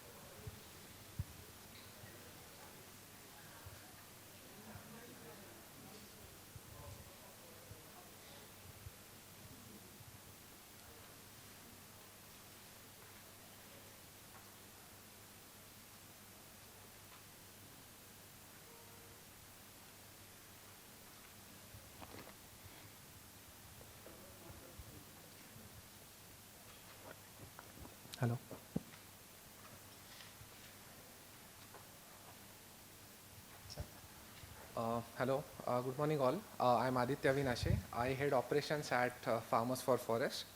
And we aim to fight climate change and poverty at scale. So climate change is something that I won't speak about. Everyone is aware and facing it on day-to-day basis. But someone who is really facing the heat of the climate change is the small and the marginal farmers. And their income is tend to decrease further by about 25% in the next near future. So Farmers for Forest is a hybrid social enterprise where we have a not-for-profit and a for-profit arm. And what we are trying to do is we are basically trying to use the blended finance model, wherein we are trying to leverage the philanthropic capital, government schemes and the funds from the carbon to help these farmers have a more climate resilient and sustainable source of agricultural practice through agroforestry models. Our model is quite simplified. We actually identify barren and fallow land with the farmers, help them with the subsidized inputs in the initial stages, and provide them technical assistance and handholding for the initial years, help them register the project under carbon credit and get them revenue through the carbon. Why do you think that the farmers would like to join us? Because of the following few reasons. One is they get a very climate resilient and diverse source of income through the crop, through the yield through crop and the carbon. It's a more climate resilient source of income for them. Then we also have the farmers get paid for the ecosystem services that they are providing. And over and above this, we help them with all the technical supports and the inputs that are required. These are few of our plots. We are very clear about that what cannot be measured cannot be managed, and that is why we bet hugely on the technological part. We are using drones and satellite data and a very stringent data collection system and the machine learning in order to track and monitor each and every field that we work on to measure and manage the carbon, the total carbon that is sequestered. We have developed an in-house algorithm wherein once you feed the image of the field to the algorithm, it not only counts the number of tree, it also detects the species or identifies the species of the tree. It also measures the height and the diameter of the tree, and which helps us to sequester the biomass. The beta version of the dashboard is already ready with us. What this helps us is this gives a very good transparency or a high transparency in terms of the carbon credit projects that we are generating. This is a sample screenshot of our dashboard wherein you can see each and every field that we are working on, which gives the details of how many trees are planted, how much biodiversity is created, and like the total area. Once you click on the particular this, you get a very detailed profile of who the farmer is, how like what is the total plantation he has done, like what is the exact stage and how much carbon is sequestered. Talking about the market, the carbon market is huge at the global level, and currently there are two compliance market as well as the voluntary carbon market. The impact that we have created till today is we are working on a 1,000-hectare agroforestry project. We have almost completed 1,800 to 1,900 acres of plantation from the start. We have helped about, we have generated actually 24,000 plus man days of work at the grassroots level itself. Traction till date, we have signed two major term sheets. One is a 4,000-hectare agroforestry project, and the other is for the distribution of smokeless cook stoves, reaching to about 160 crores. It's a 20-year carbon finance project. We have raised 2.8 crores through equity. And about the not-for-profit arm, till date we have raised about 15 crores in grant, which are used to build the team, get the product fit, product market fit, and also to set up a lot of pilot projects. The 1,000-hectare project is one of its part. Speaking about the revenue, till last year the Climate Change Private Limited had zero revenue, but this year we are closing at about 1.81 crores, and the projected revenue are 4.56 and 57.13 crores respectively. The drastic change in the revenue is due to the influence of the carbon revenue that will start coming in from the third year onwards. My ask from the program is for the development of the technological part that we have built on. We need to set up a fully tech focused team in order to scale the product. First, second is purchasing of the high precision satellite data, and third is to build up the system. So currently we have built the system, but we need to need the funds to develop the systems for the support softwares which will help us build the organization. We have a very diverse team, including people from carbon finance, from economics background, operations background, and the agricultural background. We have some excellent advisors on the board as well. Okay, this is Farmers for Forest for you. Thank you. Thank you, Aditya. We are now open for questions.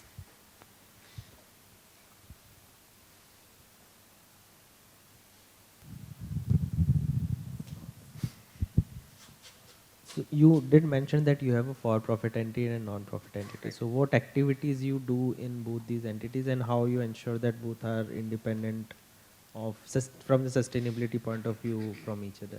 So the not-for-profit and the for-profit arm are completely separate with common board of directors. Initially, when we started the entire project, you can say, was through the not-for-profit arm, wherein the funds used to come through the philanthropic capital and grants. They helped us to identify the product.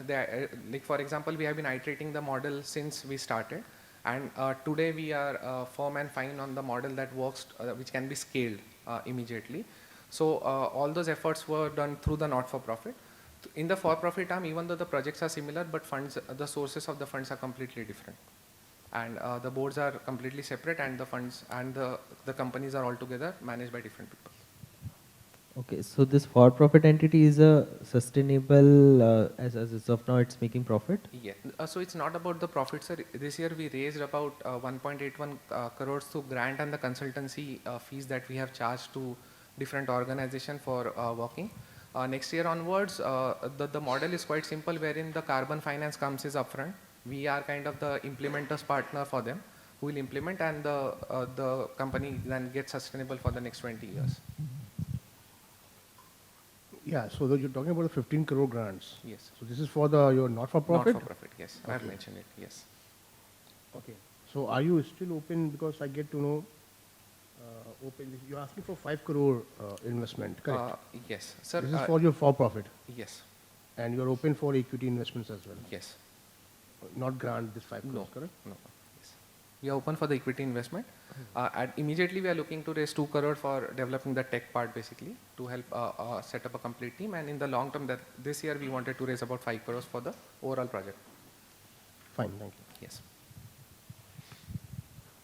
I see a question. Sir, we don't move in money from the non-profit to profit. Yeah. No, not. They are complete separate entities. None of this money has been shifted from non-profit to for-profit. Shifted as in the revenue doesn't move from non-profit to for-profit. No. Yes, for the other firms, sir. For the other organizations. Yes. So this 1.8 crore is for-profit. Yes. These revenues are completely for the for-profit.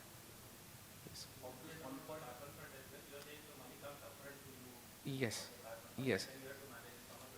Yes. So we have to implement the project based on the carbon funds that we receive, and then there is a revenue sharing mechanism for the carbon credits based on the terms and conditions of the agreed agreement.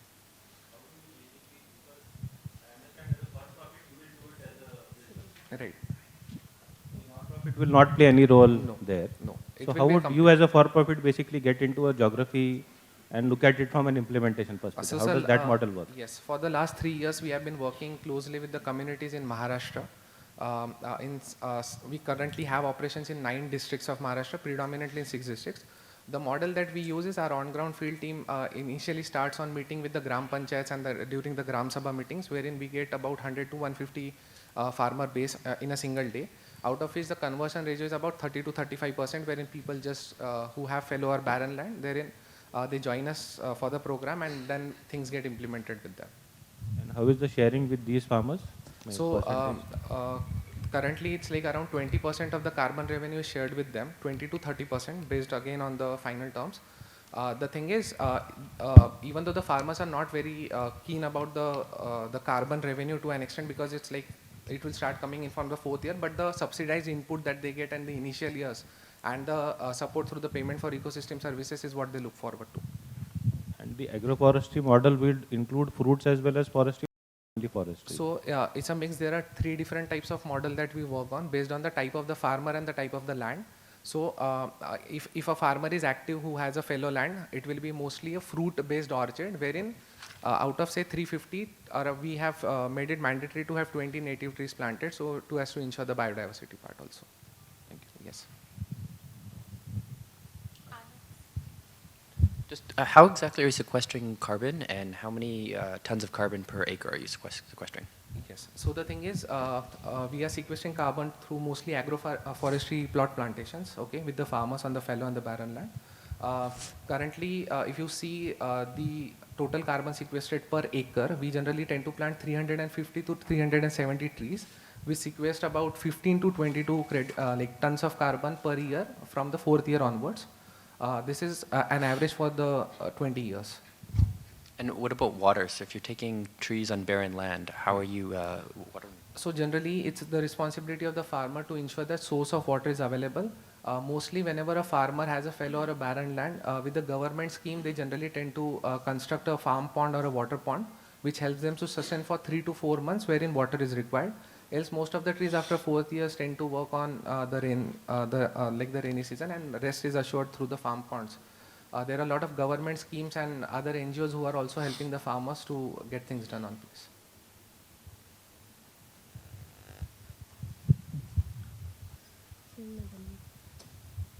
Recently, Government of India has come up with this GCF.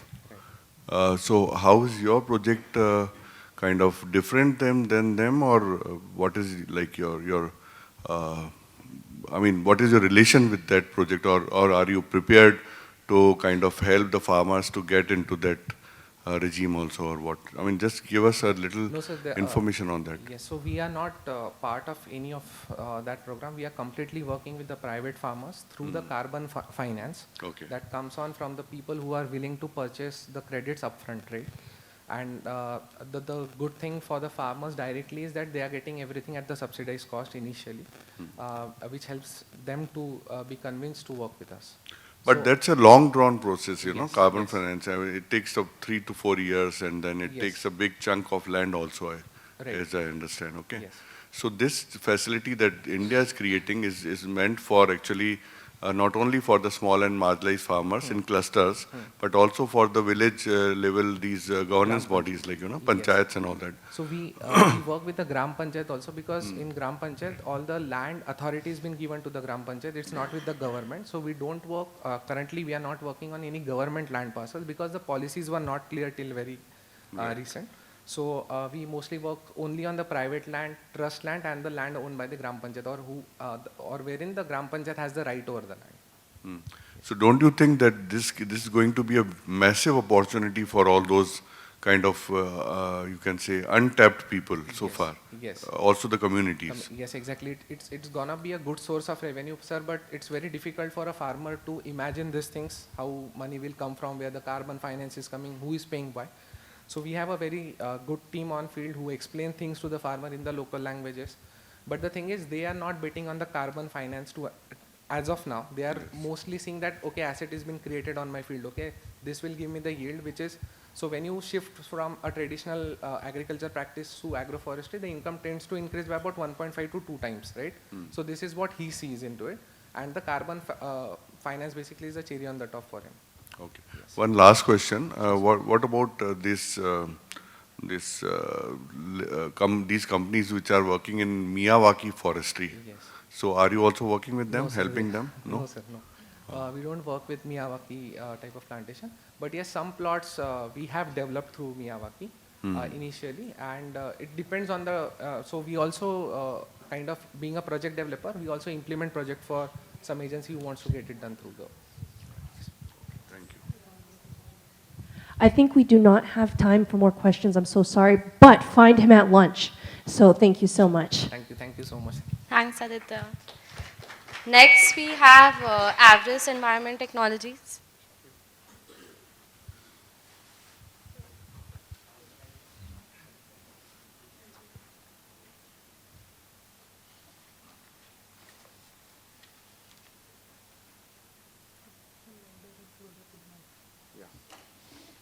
Good morning. My name is Ravi Iyengar, co-founder of Avris Environment Technologies. We are a Chennai-based company manufacturing biological food waste treatment plants. The problem in India specifically is 40% of the food waste, of solid waste, consists of recyclable food waste ending up in landfills and causing environment hazards, apart from the GHG and carbon emissions. The solid waste management rules mandates that all bulk waste generators have to treat the waste at source. Our solution is Chug. Chug is our brand. It's a patented in situ treatment of food waste. The process is very simple. Food waste is crushed, automatically transferred to Chug. Biogas and liquid fertilizers are the byproducts, and it is totally user-friendly. What we bring is decentralized and zero waste management apart from waste to energy conversion. Our target market as of now, where we see a lot of traction, is manufacturing companies and in the SME and large sectors who have a sizable canteen and have a disposal issue. Presently, we are selling directly to corporates, companies, I would say, manufacturing, which is 70%. We also have B2B through our sales partners, and we are also registered in GEM. The competition as such is what you see is traditionally what is available in the market. It's called an organic waste converter. It's a power-driven device which is high in investment cost. Whereas ours is biological, does not use power apart from a unit per day. The journey so far has been, we were incorporated in 2018. We are bootstrapped. We have not raised any funding, but we have the TANSEED, or Tamil Nadu Government Fund grant, HDFC, and recently we were also awarded by IIT Madras Research Park, which is not in this slide. What we are projecting is a 10x revenue from the base, which is 23-24. We've also been covered on a social impact side by the Resilient Cities Network. In an article on installation in Chennai, where sanitary conditions improved after we installed a plant in a government-run low-cost canteen. Till date, we have installed about 20 plants, diverting around 360 tons of food waste from landfills. Our team, apart from me, consists of a couple of scientists, and we are all well experienced in different manufacturing and trading industries. Our ask is about 200 lakhs or 240,000, essentially for scaling up, and which involves marketing, tweaking our manufacturing capacity, and some plant and machinery additions. Some of our clients are here. Thank you.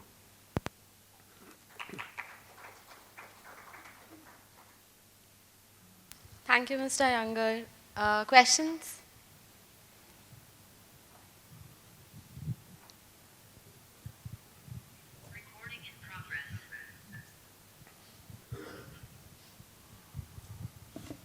Hi. So you did mention about the patent which you are having, right? Is it something which is a unique solution which is there and not available in the market already? Yes, that's right. We have, the patent was awarded to us in 2022, and so obviously it's innovative and something new which is not existing in the market. Okay, so how big is this particular equipment, and where it can be installed, and who are your target segments? Yeah, so what you see is we have two SKUs.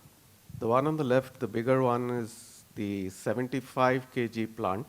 As I said earlier, we believe in decentralized treatment of food waste. The 75 kg plant occupies a footprint of 7 feet by 4 feet. And what you see, the smaller one, is a 35 kg plant occupying a space of 3.5 feet by 3.5 feet. These are modular. We manufacture in our own premises using fiberglass, and it can be scaled up very easily and does not require any civil work.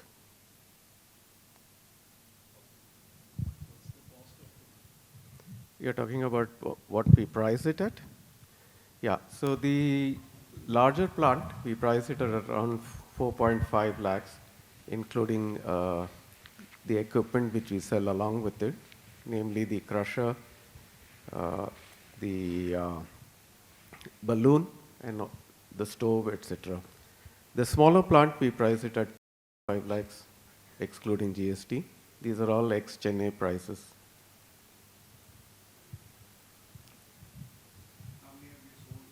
Around 20 till now. As of now, we have a gross margin of 40%. The patent is for the entire system, the design as well as the process.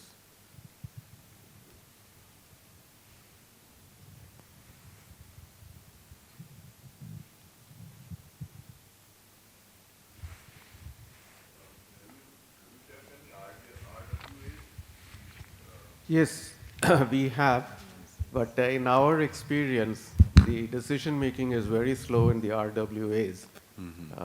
But we have installed in all the verticals where we thought we should have, which is RWAs, hospitality, defense, industries, and social impact organizations. So what is your current focus? Like you said, institutional buyers. Can you put up that slide of your? Yes. So we are right now focusing on industries, large as well as SMEs, who have an in-house canteen and they have a disposal issue of food waste. So this is what we are concentrating on. And we have narrowed it down to about a few states in India where the manufacturing activity is much larger.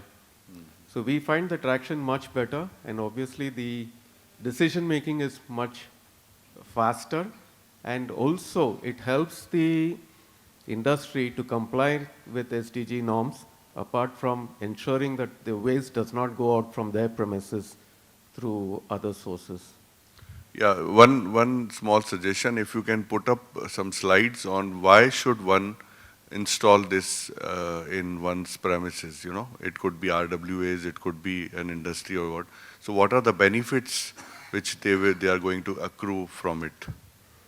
Yeah, so essentially it is compliance is one of the things, but not the most important.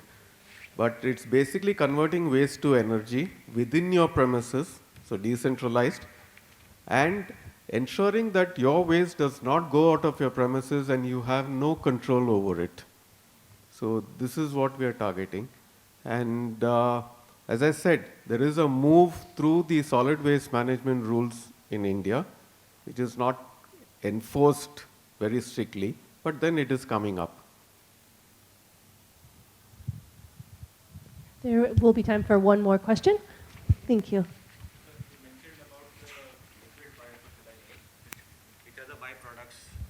From the biogas, how do you basically see that those are sold to, say, farmers to get back into agriculture from a... Okay, so we are essentially selling a capital equipment to the customer. So the byproducts of our plants are biogas and liquid fertilizer, Right.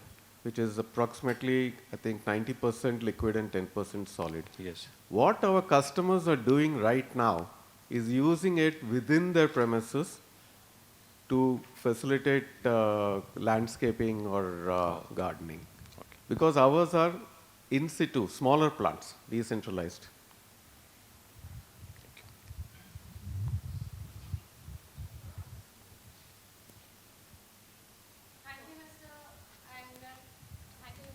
Thank you very much. Next, we have Dhara Livelihood Initiative.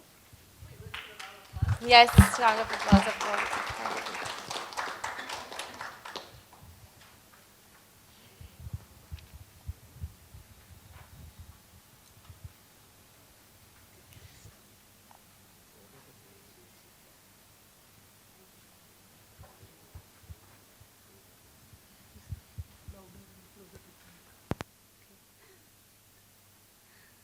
Very good afternoon, all of you.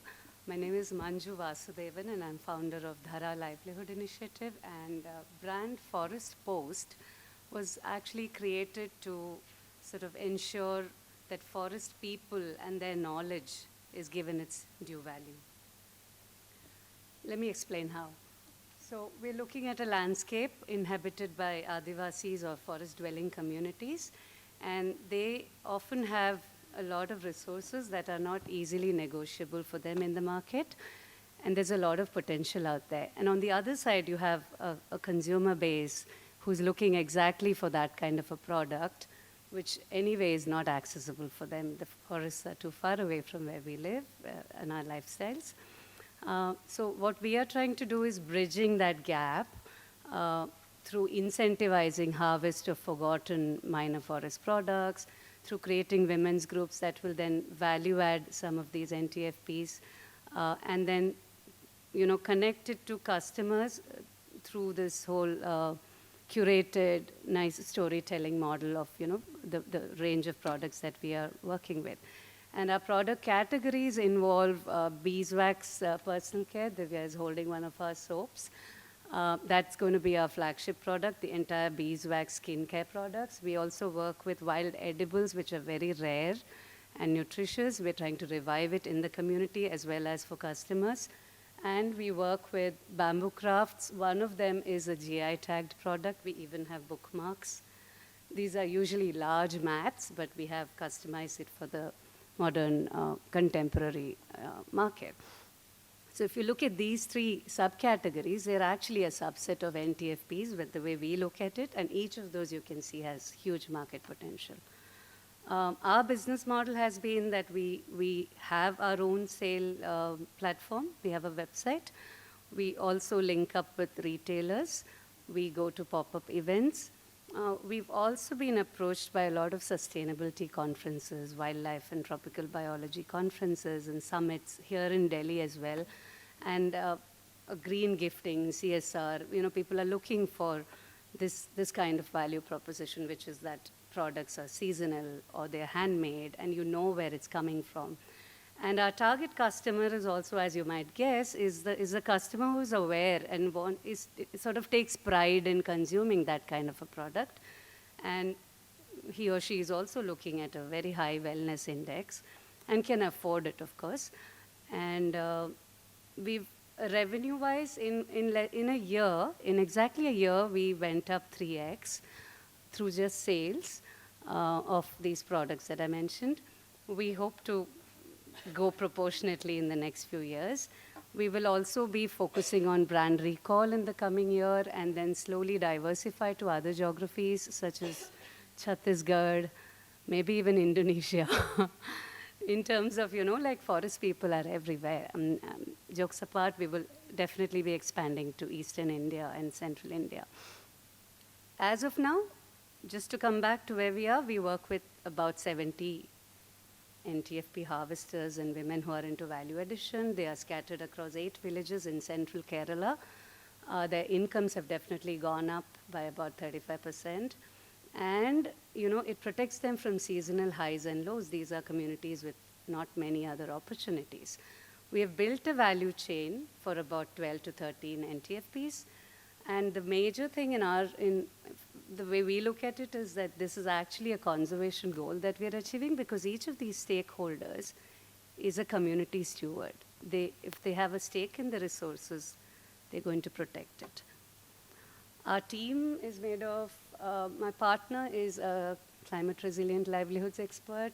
We also have a business development person who's joined us 2 months ago, and we have an operations team. We were given a seed grant by UNDP 2 years ago. This year we're getting a startup mission, Kerala Startup Mission scale-up grant. Now the ask is about $36,000. Most of it will go into organization building, salaries. We need to hire people. We need a proper team in place. And a lot of it will be working capital infrastructure development. And yeah, I'm open to questions. Thank you, Manju.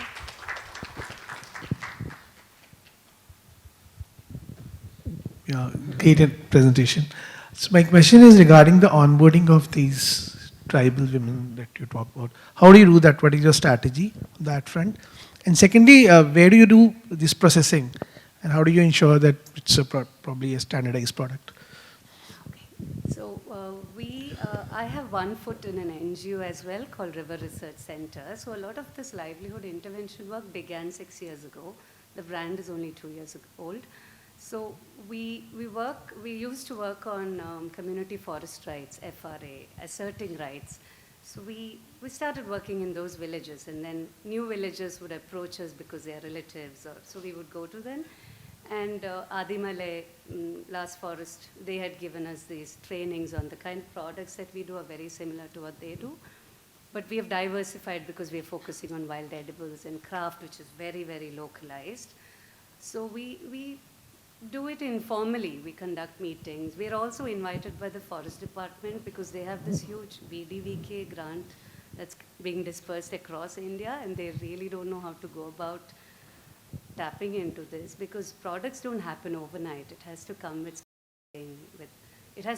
their interest as well. You can't shove it down there. Yeah, my question was coming more from a perspective of scalability, how easy or fast it would be. So some of our recipes are very, very easy to replicate. We have trained under the mango tree in Pune. We have trained a group in Chhattisgarh on how to create beeswax cosmetics.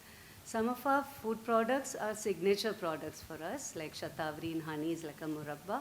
If we standardize the protocol, production, it can be done in any small SHG women's group. In fact, we do that.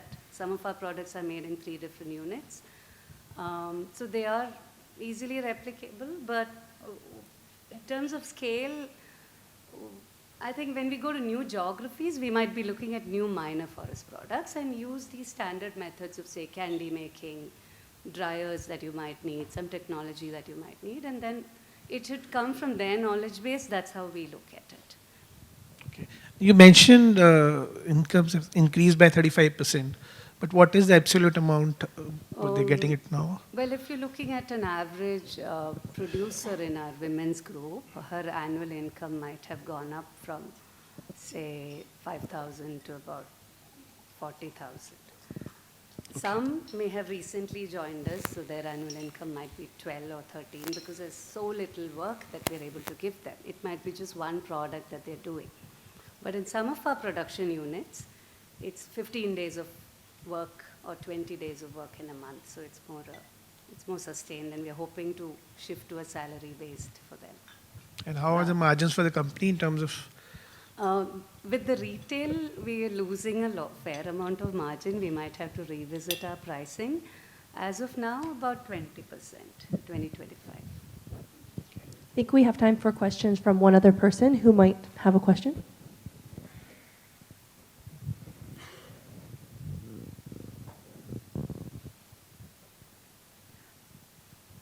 That's okay. There's no further questions. We should give a round of applause for this amazing work. And let's bring up the next startup right away. Mm-hmm. Next, we have Ignis Nova Robotics.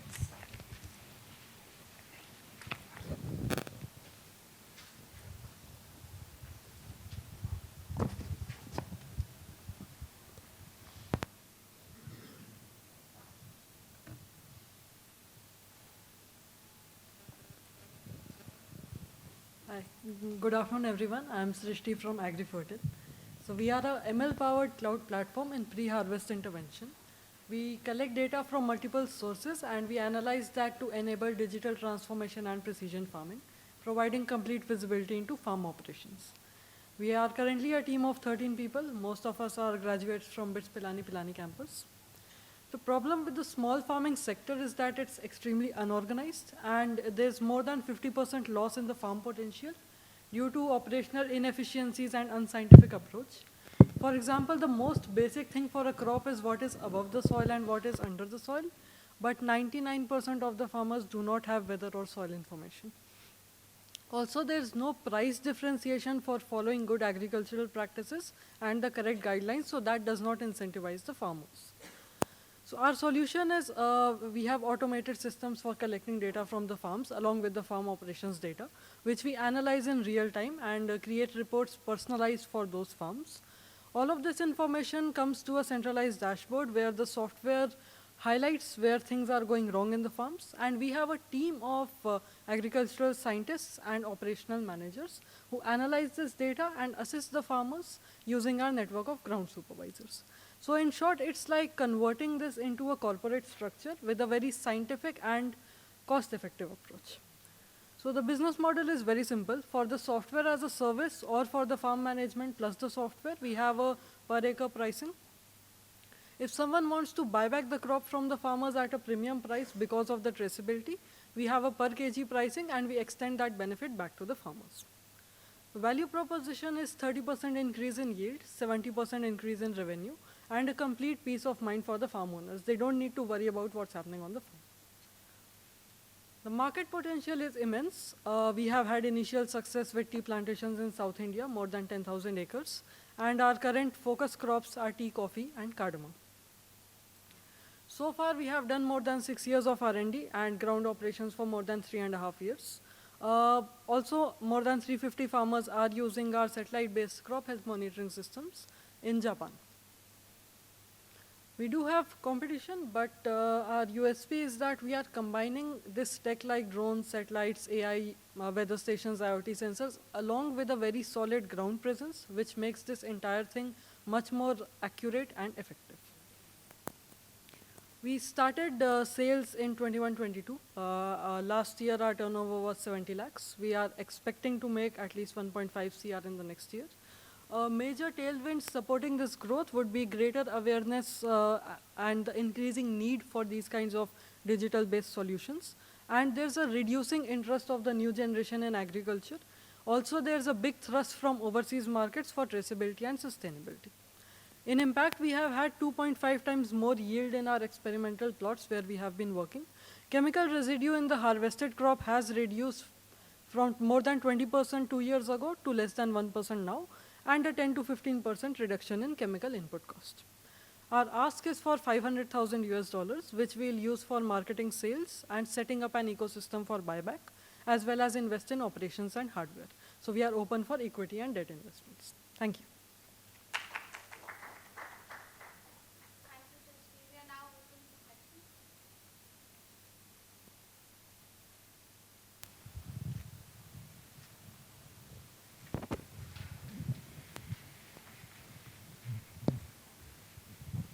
Thank you for the presentation. Just one couple of questions. One is that in terms of a customer, who is your customer? Are you selling it B2B?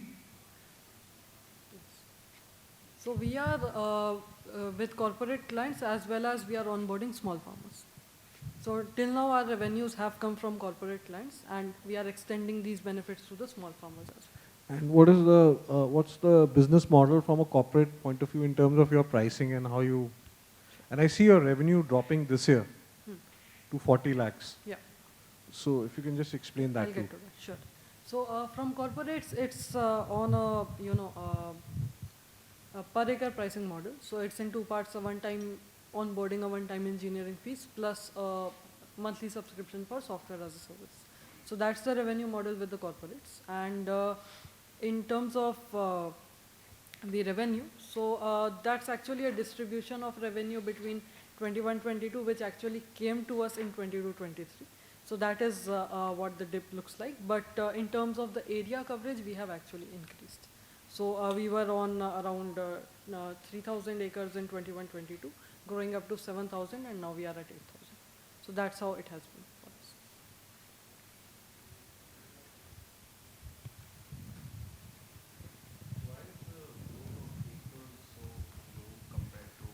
What you did in the first. Sure. Understood. So, can you repeat the question? I want to know why is the growth of revenue, acres so slow in the last year versus the previous year. Okay. And also you mentioned somewhere that your revenue also comes in from technology being used by farmers in Japan. Yeah. That's a small chunk of revenue for us right now. Could you just talk more about Sure, that? I'll do that. So in terms of the area, so in 21-22 we started with the first corporate client, and we actually spent 1.5 years perfecting that system on the ground. So we started basically in January 22 we went live in one tea estate, and then we onboarded 5 more tea estates of that company within the next 4 months.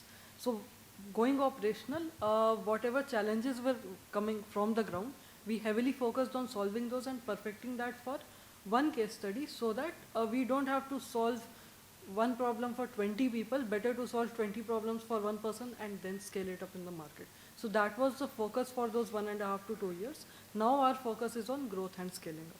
So we are already in talks with very advanced level of discussions with 4 plantations of the top 5 in South India, as well as onboarding these small farmers as well in the Nilgiris and the Idukki regions in South. So that has been the strategy. So I will just add to this. We have pre-ordered from the small farmers around 3,000 acres. And Japan? Oh yeah, Japan. So in Japan, we have collaborated with a professor in Hokkaido University. So he's our ground presence over there. So we have, in Japan, we have launched one small module of the entire platform, that is just the satellite-based crop health monitoring system. So we haven't focused on, expanding the entire platform in Japan as of yet, because we had limited resources, so we focused on building it out in India. But one module is operational over there. So there they basically use it for helping out with their variable rate fertilizers and other precision farming, which they do over there, using their John Deere tractors and all of those things. That's how it's working. And we do have plan to expand in Japan and Malaysia. Only thing is, after having some resources, then we'll expand there.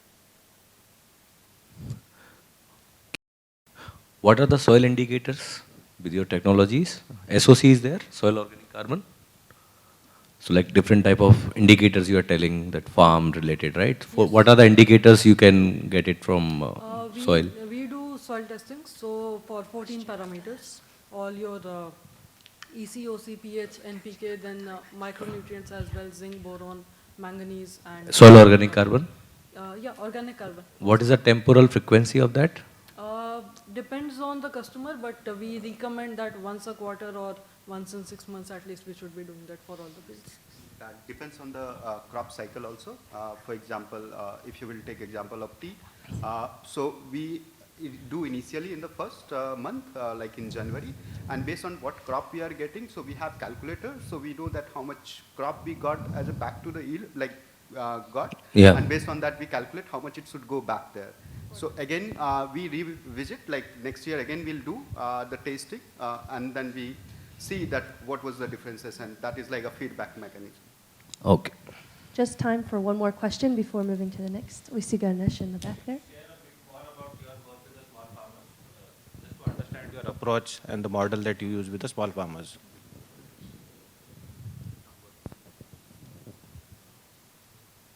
Okay, so with farmers, small farmers, we have like a corporate structures where one place, like we use the technology to get all the information, like what operations, what are the weather conditions, the soil informations. We analyze all those things. Then we have a set of people, like we have agriculture scientists, operational managers. Everything gets highlighted, what's going wrong with the farm, particular farm. And once it gets highlighted, our team at the centralized dashboard, they see and they assist the farmers with the help of local presence on the ground. So what we try to do, we try to create a hub-based model where we install all the weather stations, all the soil labs, so that it's like adopting one village. That concepts we are right now targeting so that we can control the expenditures there in the capital. And also to add on to that, for the farmers, it's very difficult to separately hire a manager or a scientist. And when everything comes together, it's a win-win situation for both. So that's the model we are exploring.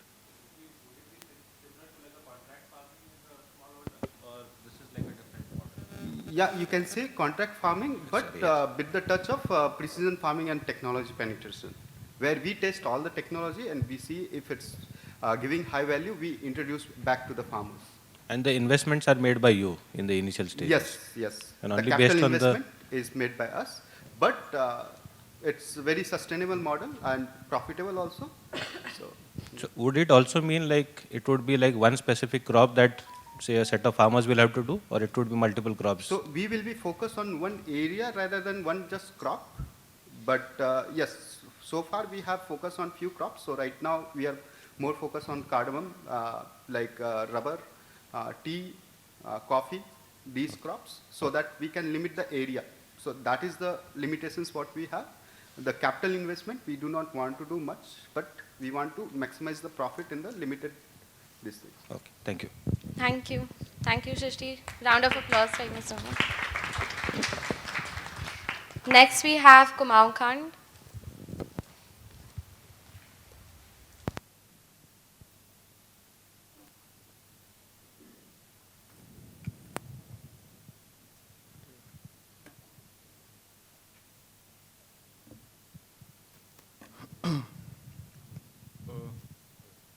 A very good afternoon.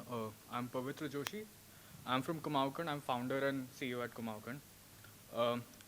What about us? So we are basically an ecosystem for hemp in India. We are one of the few companies which put Kumau on map as a brand.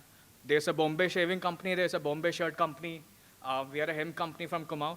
And we work in the Himalayas. We start our work and operations at 2,000 meters above sea level. That is 6,500 feet.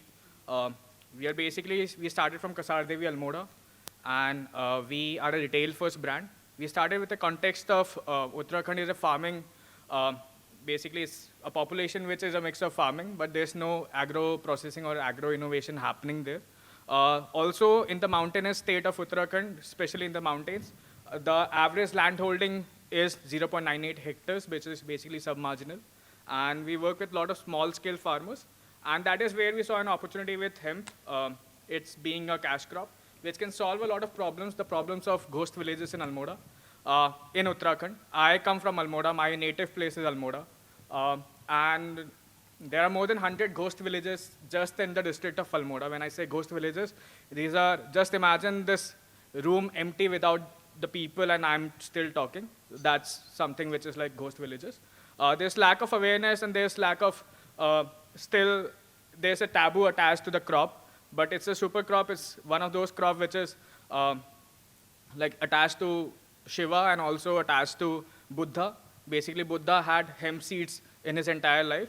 And then we developed some solutions around the same crop, also in the context of Uttarakhand. Livelihood is one such solution that we are able to create. We work with more than 2,000 farmers in Uttarakhand. What we have been able to achieve is create micro-level entrepreneurs in the region, and who are aggregating the raw material. We are working on the procurement side. We're also seeing, basically, I am the case study where I reverse migrated to the region, and with me, my parents also reverse migrated, and this is something that we have been able to do in the last 1.5 years of operations. Our product range is basically, we work on the hemp food, hemp fabric, sustainable hemp construction, and also medicinal product line, which is CBD oils and other things in India. There's one crop, but more than 25,000 possibilities out of the same crop. When I say 25,000 possibilities, you can take off and land. Basically, a flight has taken off and landed with hemp fuel. We have processed hemp seed oil, and with that hemp seed oil, we have run a Toyota Innova from Pune to Mumbai. We have done a lot of things with it. And there's a possibility of, basically, it's a boost to farmers in the hills and in the mountains, and also across. This is the market analysis that we did. There are more than 100 companies currently in India, but we are one of the pioneers in this industry because we started in the Himalayas. We are value adding in the Himalayas. We are basically, when we say कि raw material को हम लोग मुंबई ले जाके process नहीं कर रहे, हम लोग Himalayas में ही process कर रहे. This is where we stand against our competitors. We are an affordable brand, but that's not what we are known for. We are known for our quality. We have a lot of, we put a lot of research into whatever we do. My master's thesis, in fact, was on the same topic when I was studying in Tata Institute of Social Sciences. We also supply to Boheco and other companies, basically, because we are also in the raw material side of the things. This is the business model that we work with. We empower farmers in the Himalayas, the region which I also come from. We do in-house processing and manufacturing for a certain range of our product range. We work in the 21,000 square kilometers area of the Kumaon region. We sequester more than 250 tons of carbon dioxide in a hemp cycle. Our sales model is we have our own outlets. We have company-owned retail outlets. We also do shop-in-shop experiences across geography. And then we also have online presence across Amazon. So if you search up Kumaokand on Amazon, you will find our products.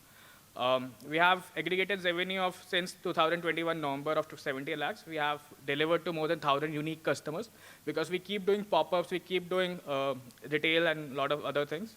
Our business share come 50% from the B2B and 50% currently from D2C. Our ask is 60 lakhs. We are already in the process of raising fund. We are raising it at a floor of 12 CR valuation, and we have 60% commitment again from IRMA. This is one of the case studies. So Neema Devi, one of the farmers. We have farmers who are from 18 years old to 80 plus years old. Most of the farmers that we work with are women farmers, 99%, more than 99% in fact. And we also do basically most of the farmers, 70% of the farmers come from marginalized sections of the society. And with one farmer, it's actually one family. So we are actually supporting a lot of families in that case. We have a certification which is specific to hemp manufacturing, which is still a rarity in India. This is a bit about me, but I can talk about it later. And this is a bit about team. We have Anuj from Alcisar Impact. We have, there's a team, Uncommon Sense takes care of our marketing. This is details. So if you can see on the right, we have a retail outlet and also the space, which is like an experiential space in Kasar Devi, where you can come. It's a B&B. You can come and stay there. It's made out of hemp. So 1500 years ago, Ellora caves were constructed with hemp. And it took more than 1500 years for someone to actually use that technology and make something again. So we have done it in Kasar Devi. You can come and experience it. Thanks. Thank you, Pavitra. Is this on Airbnb? Not yet, but So how do we make the bookings? you have my number, no?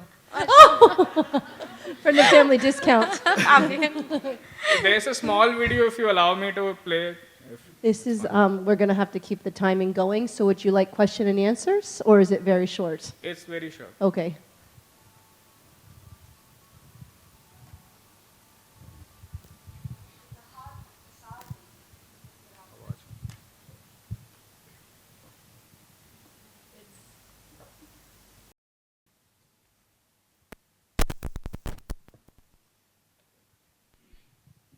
I think we should take question and answers, okay? So let's go to question and answers because we're having technical difficulties. So does anybody have questions? And if you can focus Pioneering for hemp in India.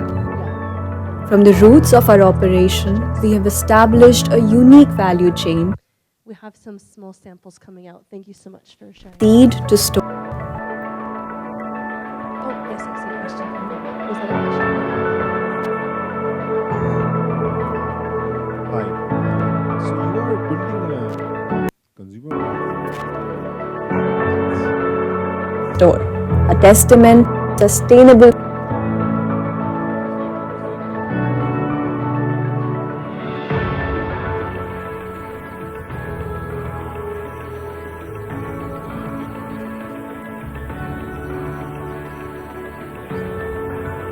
There are quite a few consumer products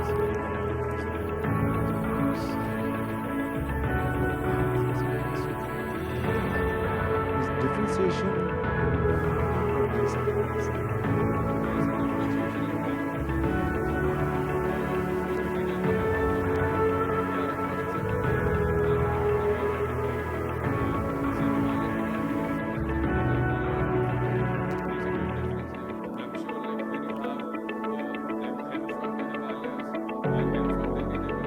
It was a college project for me, and basically I hail from Almora only.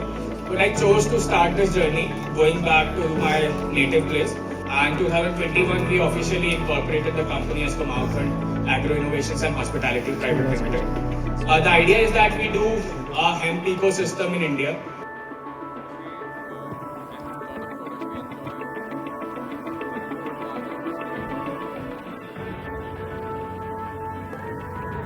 So the average margin is 50%.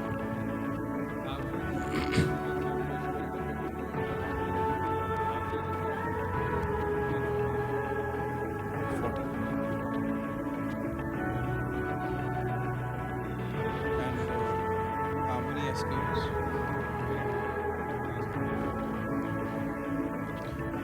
FY 2023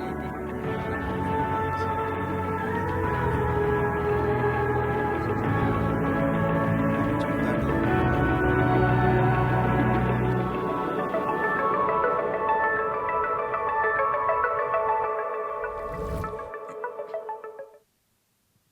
where do you manufacture? So one part of our manufacturing is in Kasar Devi Almora, where we come from, where we also have a retail outlet. So one can actually come visit, see the whole processing and happening. Then there's outsourcing that we do for the other SKUs.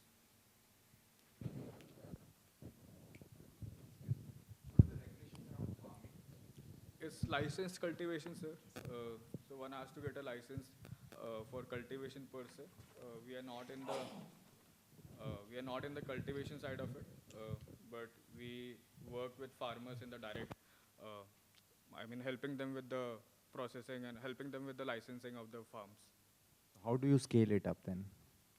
So basically, it's one crop basically which has a lot of possibilities. So that's why, along with vertical growth, we also see horizontal growth in terms of SKUs and other things. And also having something which you can experience. So tourism and hospitality is also part of the company, because even the company name we have, Kumaokand Agro Innovations and Hospitality Private Limited, because we are in the tourist economy of sorts. So we scale there also. And then when it comes to scaling up, there's also possibility of hemp medicinal product line, which is into... But cannabis oil and hemp seeds have not taken off in India in spite of being, it's a big rage in US. Why do you think so? Lack of awareness is one reason which but it's still picking up. Lot of doctors, Ayush has actually certified it. So we have products with us here. We have displayed it also. So where you can actually see products which are getting pushed to medical fraternity also, and also people are taking up. No, I understand that, but my question is, if you are not encouraging cultivation, how does the scale happen? From policy perspective, so cultivation is getting promoted, because it was only Uttarakhand which had the policy, but now Himachal Pradesh has also come up with its own policy. Madhya Pradesh, it's legal to cultivate hemp for medical reasons. Uttar Pradesh, it is legal to cultivate. Manipur has its own policy. So different states, and it's not just cultivated across the Himalayas. Even Uttar Pradesh and Madhya Pradesh have it. So it's not something, but they have different purposes for the same crop. Say for example, I'll get maybe the best fiber in Uttarakhand or best seeds. Madhya Pradesh will get the best leaves for medical reason, cannabinoid oil. We might have time for one more question. Go ahead, please. So what's the percentage of hemp in these products? So different products have, because we have 30 plus SKUs, but I think you have got hemp lip balm or maybe something. Yeah. So hemp lip balm will have approximately 3% to 4% hemp seed oil, and there will be a base in it. But there are hemp seeds which are 100% hemp seeds on the table. Hemp tea. So we don't do hemp teas currently, but if you come to my place, I can serve you. Yes.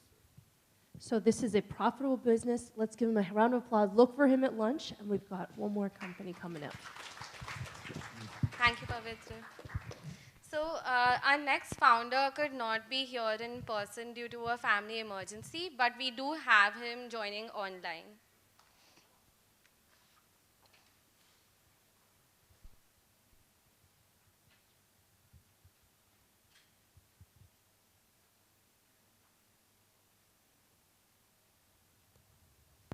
Hello, can you hear me?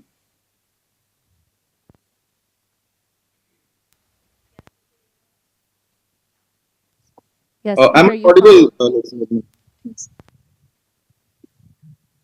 Please go ahead. Yeah, sure, thank you. So, good afternoon, everyone. This is Naveen, and Sri, the co-founder of my company, Giver Solutions Private Limited, Nutan. Together, what we are basically doing is we are trying to solve one of the basic problems of degraded lands in the country and across the globe. So the problem statement basically starts with a lack of single platform to fully digitize the land restoration value chain projects, complexity of value chain projects, which basically causes inaccurate KPI measurement and impact measurement parameters. It also requires a long-term data storage and analysis and inefficient methods available for land restoration with less focus on technology. What we are trying to do is we are going to create a technology-driven company for land restoration projects, which will have a lot of involvement of different modules in order to do a lot of analysis. It will have a very high accurate of data capturing through mobile application, and data will be stored for long term for being analyzed and a land restoration using scientific methodology and optimization. We are already developing the first phase of it with the following value propositions of 100% digitization of land restoration, carbon sequestration calculations at a very high accurate measurement, impact measurement, platform integration with many other platforms in order to make sure that it is able to talk and it is able to get the data and inputs, KPI measurements in the form of dashboards and reports, opportunity for the farmers to make money through carbon credits, and at the same time, the green credit scheme launched by Government of India lately.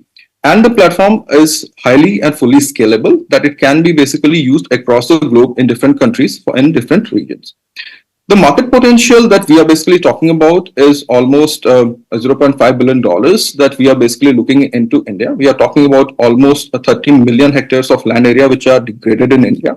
And in order to recover them back into health and start to make use of it in order to generate income for the farmers or for the communities or for the village panchayats, there is a huge amount of market. People are also willing to basically spend quite a lot of money.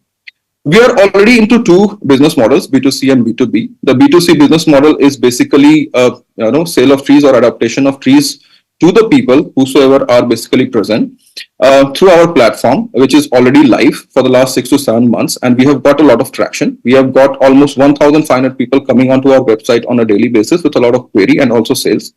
The B2B business model is basically getting built, which we are talking about CSR funding, we are talking about grants, we are talking about tree plantation for companies for carbon neutrality, carbon credits, and government projects for afforestation and city funds for a greener city. This all will be done through our IT platform, which will be launched in a couple of months.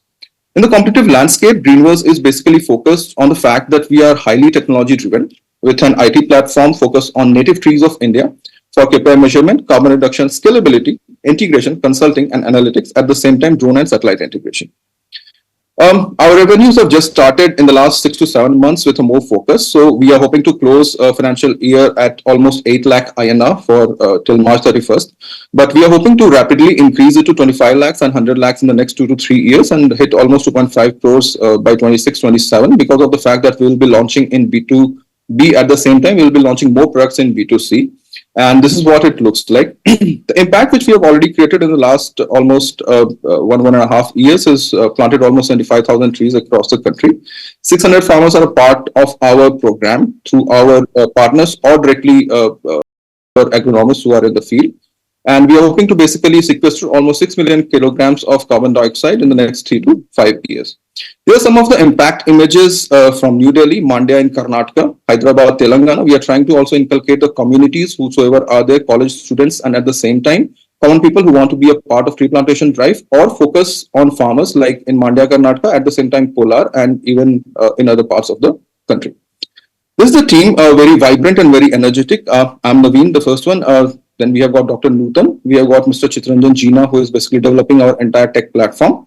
We have got Mr. MJ Vasudeva, who is an advisor in agronomy and strategy, and Mr. Rajkumar Jani, who is an MSME consultant with 25 years of experience. We have got other tech team, which has got Ankit, Avral, Nishya, and Abhijit. The ask from the program or ask from the investors is almost rupees INR 50 lakhs. The breakup is here. We are trying to focus entirely on making a product and hiring very aggressively. We are also going to be in marketing and sales in order to enter B2B market at the same time B2C market. We are hoping to basically capture almost 700 to 800 companies in order to do tree plantation this year. And we also want to start a native tree nursery in India at a small scale in order to start selling the trees for companies which are interested in doing the tree plantation. We are supported by quite a lot of interesting ventures and startups like Madhwani Foundation, VIT Velos, Startup India, and of course WRI India. With this, I would like to take a pause and thanks a lot. Open to questions and any suggestions from your side. Thank you. Can I give him a round of applause? Thank you so much, Naveen, for joining us today virtually. I want to open the mic for questions and looking around for folks who might raise their hand with the first question. Naveen, just want to check with you. You can hear us correctly? Yep.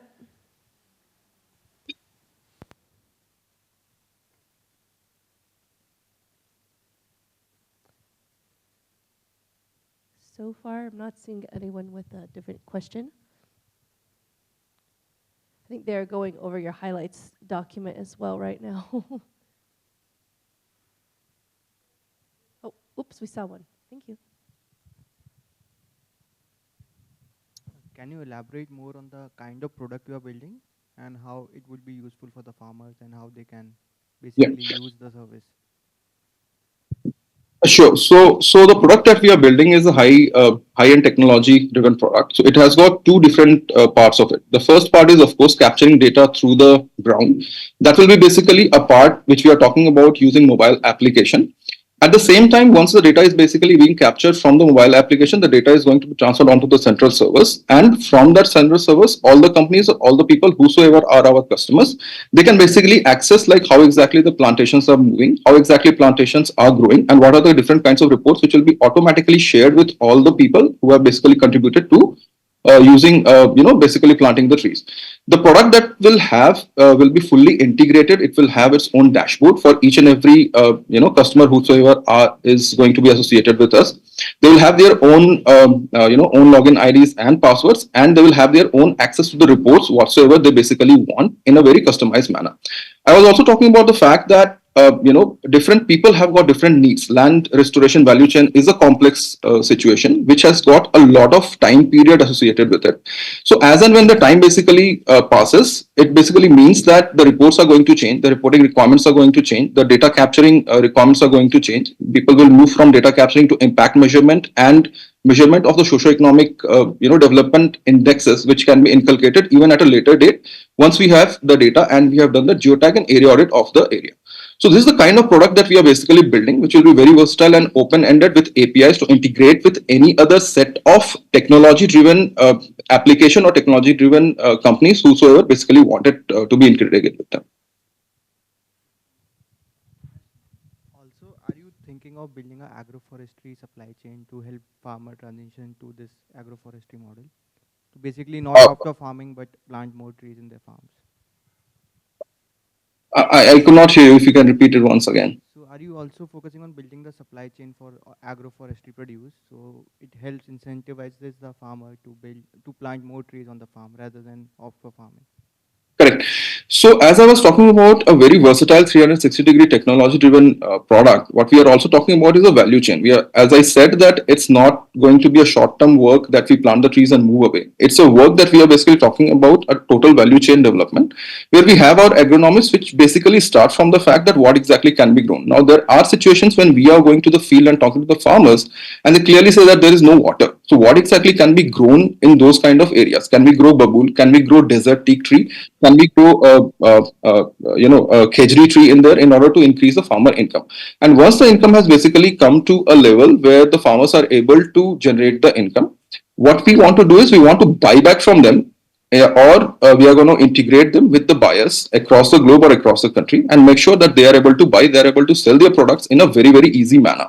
So building that platform also, as I was showing, one of the key KPIs that we are basically looking at is the fact of integration. So when we are talking about integration, we are also talking about the fact that there will be a marketplace where people can come, they can see the database of the farmers, what kind of trees that they are growing, what kind of land restoration they have done, and if they want to basically buy back from them, they will be more than happy to basically connect with them, and they can basically go ahead and buy back from them.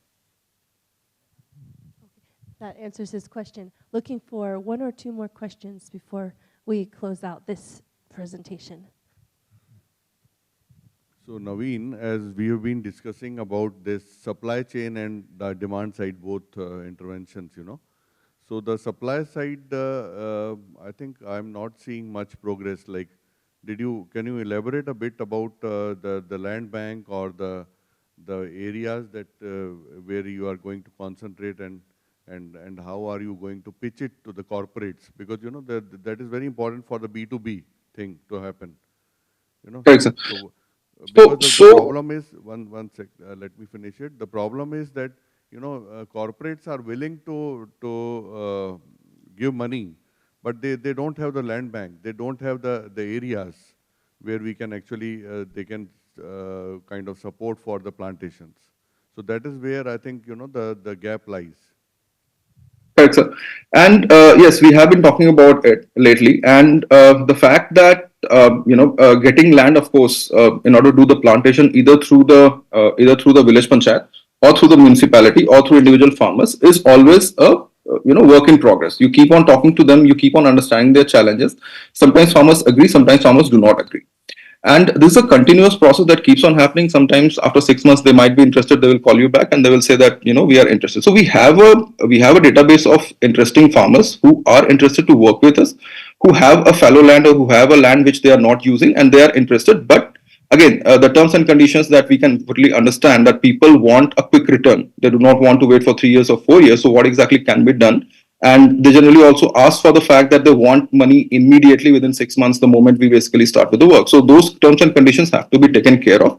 And yes, when corporates get involved, they are interested in paying money. And if corporates get involved, we will be more than happy to basically connect with them and start the project on an immediate basis. So that is not a challenge.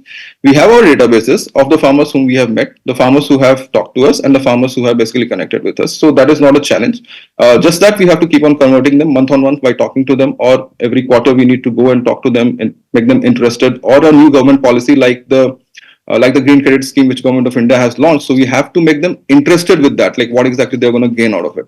And that is how I think this is a continuous process that continuously goes on. Yeah.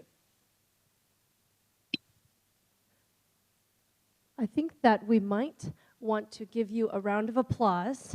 Thank you so much for joining us virtually. Yeah. Thank you so much. Oh, where are you? Where's Divya? I heard her. Okay, was that you speaking, or was it Ashna? Sorry, I was going to introduce the lunch. Did you have something to say?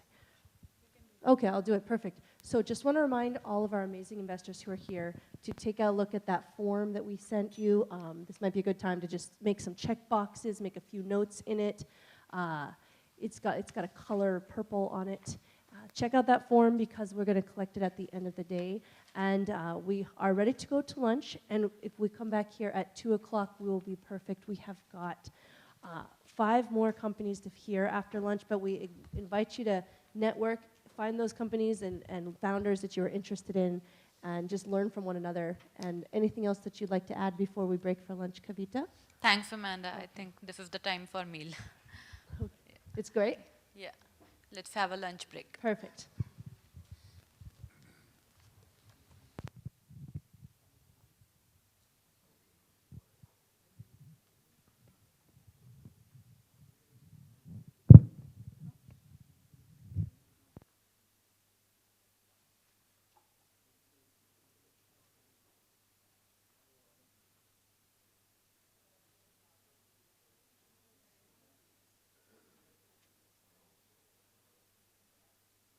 Well, I really enjoyed getting a chance to look at all that. I almost ate one of the black soldier fly larvae, but maybe next time. So, Divya, did it look like we should be good to go? We should wait for 2 minutes? Yeah, I know. I didn't see anybody out there, though. 3 or 4 minutes? So if you guys are on time, and that's amazing, it might be a good time to take a look at your feedback forms and maybe fill some of those out. I think that the entrepreneurs will get some of we'll make it anonymized, but they'll get some of the feedback too. So if you'd want to share even just a simple takeaway for the entrepreneurs on that form, that would be great.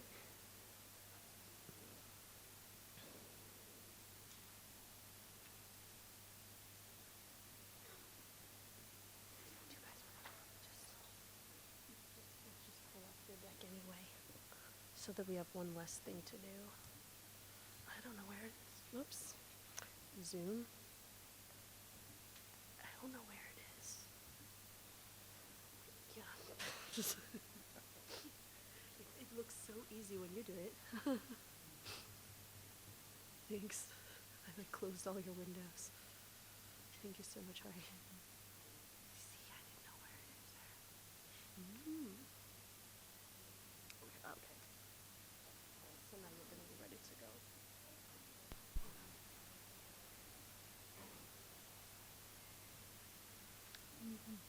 Start off the blades, kind of. Start off the blades. Yeah. But you can stand over there.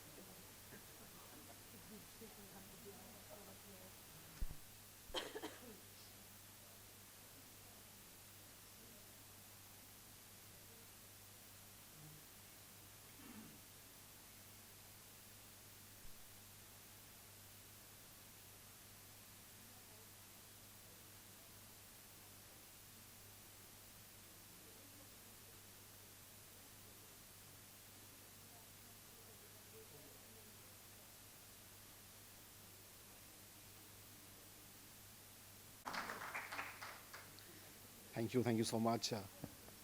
My name is Haramjeet, and I'm here with my colleague Digangna. We represent Lakope. Lakope is a farm producer company based out of Majuli Island, Assam. Majuli is the world's largest river island. It's a flood-affected island district, and every year the island faces devastating flood. Two major problems that caused by these floods is inaccessible market and frequent crop failure.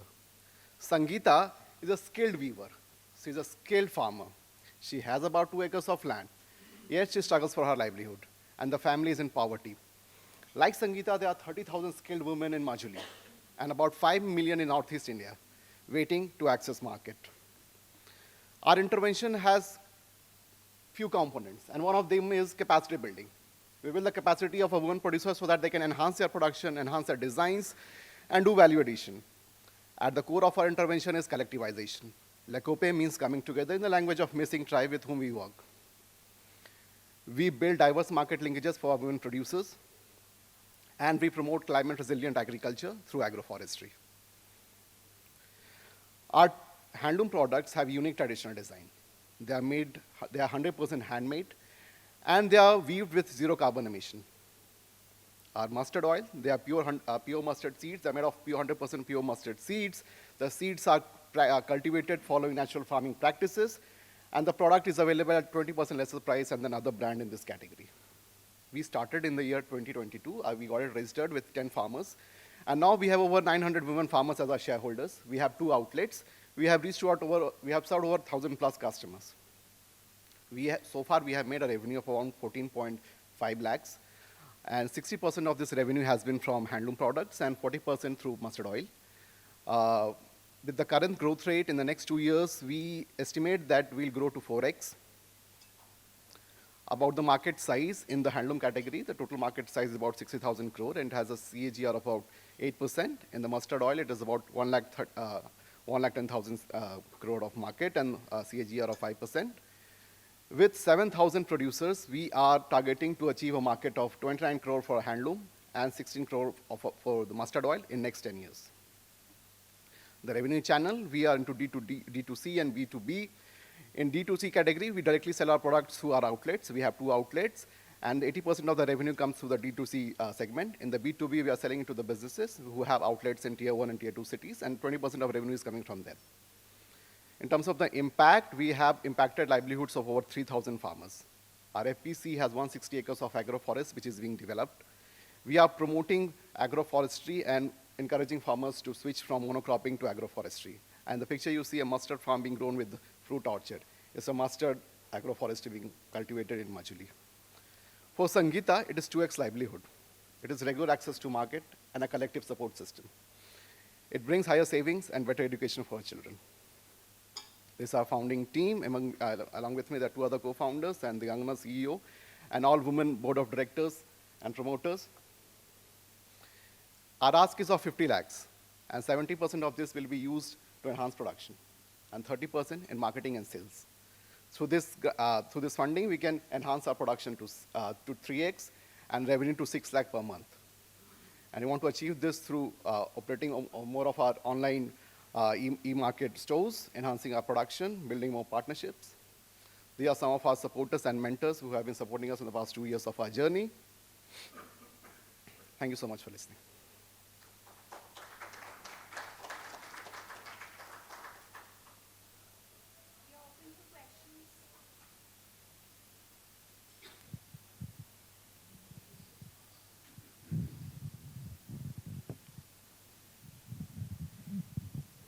Well, if you don't mind, I could ask a question, which was, when you were looking at your use of funds, you said you're going to enhance production capacity.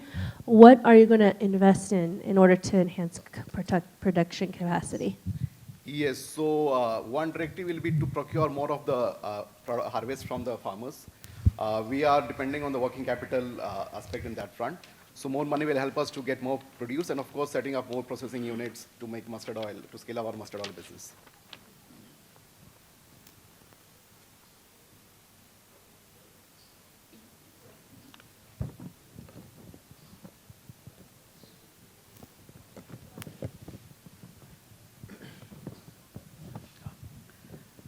So why did you opt for a producer company structure Yes, so this... versus other alternatives? Thank you so much for that question, actually. So this call we had to take 2 years back. We have been running a non-profit for the last 7 years in Majuli itself. And in that part, we were running a school and working for the livelihood enhancement of the communities. And the major problem that we faced in that journey was building access to the market. As a non-profit, we could not have done that. And then the call was to be taken was to start a private limited company or any other form of business. And this we thought, in terms of the vision that we had, that we want to build a, a collective like an Amul model in Northeast, where all the producers of Northeast are collectivized into one company, and they have their own brand. I thought, this could have been the best option for us to go ahead in that call. Who has given you the debt funding? We have received debt funding from Samunati so far. Okay. Yeah. Thanks.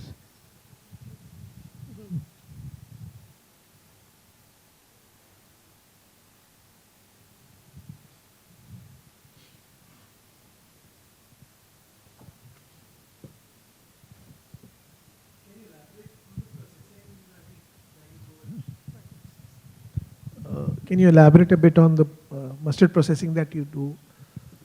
Right. So mustard is actually the key crop of Majuli. This only crop where more than 70% of the farmers are dependent for their liquid cash needs, and it is largely being grown following organic practices. Majuli is by default organic. So, but the problem was, because of erratic rainfall and other problems, sometimes the farming there is often frequent crop failure in that regard. So here what we are doing, we are helping farmers to access irrigation systems through support from government departments. So about 200 farmers of our APC who are doing this mustard farming, they receive this sprinkler as part of the government subsidized program, and on an average they cultivate in 2 acres of land. And so the APC member, they directly sell their produce to the APC, and APC has its own processing unit. The processing happens in that plant.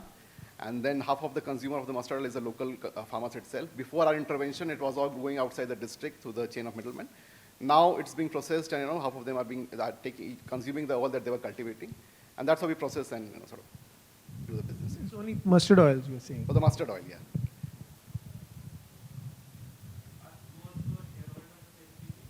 There are 900 women shareholders. No, we are not the same. Yes, so we, in the sense that we are like, supporting the FPC as long as they can hire their own CEO and CEOs. So it's more of a support that we are doing. So you are not a separate company, but you are just individuals who are supporting the FPC. Right. All the revenue and all the, everything is shared by the FPC members. So we take a consultation fee from the FPC. Okay. Thank you.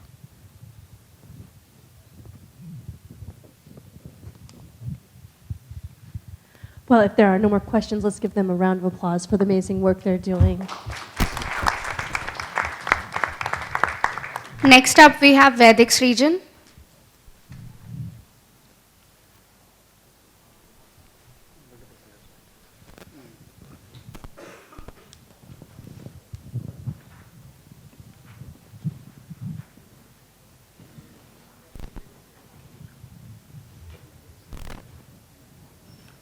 Good afternoon, everybody. It's working, huh?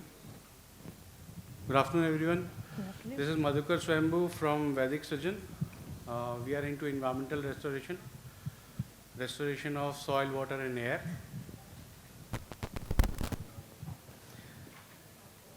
So the journey starts with 3 IT professionals.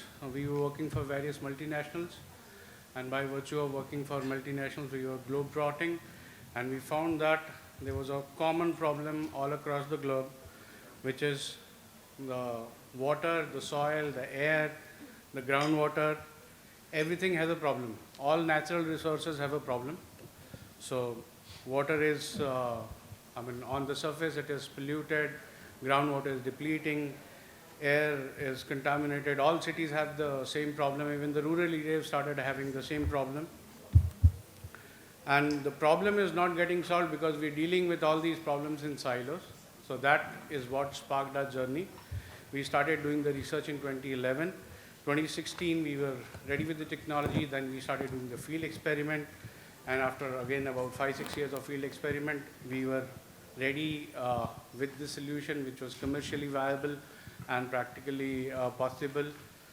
So we built a network. We got the first government project in 2019 while we had not even registered the company. It was just the technology name. And 2021 we registered the LLP. 2023 we applied for the patent. So what we've invented is what we call as cownomics technology, which is for resurrection of native ecology in soil, water and air through the conjunction point, which is the water bodies in the wetlands. And what we intend to do is not cleaning of the water bodies as traditionally people are doing. We are resurrecting the native ecology for a sole purpose of restoration of the ecosystem services. And that is why we have a ripple effect in air pollution, in water pollution, in restoring the soil ecology, groundwater recharge, groundwater correction and all that. So let me explain it through a case study. This is a Muradabad Amrit Sarovar project, which is just about 150 kilometers away from Delhi. And what you see in front of you is a real-time site picture, which was a garbage dump yard, but registered as a water body into the government records. What you can see is a surface on which animals can walk and they can do grazing, but beneath that there is water. So we restored this, and likewise we had 6 different water bodies in the same city, and the impact that we had was pre-treatment. They had the worst air quality in the state of Uttar Pradesh. There was a heavy biodiversity loss. Water table was going down consistently since 2009. Every year post-monsoon there was an outbreak of vector-borne diseases which was breaking the record for the previous year. And all this got restored to the extent that May 22 we got the project. August 22 for the first time they recorded the groundwater recharge. Since 2009 till 22 there was no recharge at all, right? September they recorded the steep decline in the vector-borne disease outbreak. Instead of breaking previous year's record, there was a decline recorded. December 22, they won the national award for the best work in air pollution mitigation. So that has been the impact, and that's not the only story. We've worked across the India. Almost 60% of the country is what we've already covered. These are the projects that we are already delivered at any point in time. There are 20 projects which are ongoing. There's sewage which is getting restored to the usable water. So there is a possibility of water credit.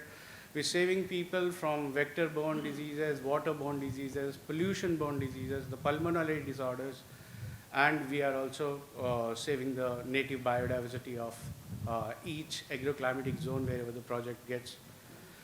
This is what we have earned in last few years, recognition from government, recognition from civil society, from academic research, from the trade union bodies like CII is a industry association from which we got the National Water Award in December 23. The go-to-market strategy is purely dependent on partnerships. We just make partners. We don't pick up any direct business. So it is a 100% scalable model. We train our partners on technology. We help them with the technical know-how. We help them pitch in their circle. They only quote, bid, negotiate, and pick up the project. They only get the payment. And we get our share after they have taken out their profits and all their expenses. So there is a milestone which is arrived on, and the results are delivered, then the payments are given by the customer. So customer is absolutely happy. And now with support of Government of India, like Startup India, we got selected for Slush. So we have gone outside India also. We got selected for COP28. There also we made presentation. So everybody, because of the partnership, we are open to all across the geographies, and we're getting requests from all across the world. If you look at the completeness of the solution, nobody deals with all the factors in one go. There are water companies which are only working on water pollution. There are air companies which are working only on air pollution mitigation. There are rainwater harvesting companies which are doing only aquifer recharge. The biodiversity conservation model, we are working only on them. with only one who is actually working on the entire gamut of products or gamut of solutions. Because we are on a journey to restore the planet. This is what has been our revenue. We're growing 10 times per annum since 2021. We are there in 13 states as of now. 28 cities we have covered with some or the other project. And there are tenders which are being floated left, right, and center, and our partners are participating, they're winning the projects. What we need from you is your time, your urge for restoration of the planet, your resources, and your network. As far as the financial ask is concerned, it is 50 lakhs what we are asking for.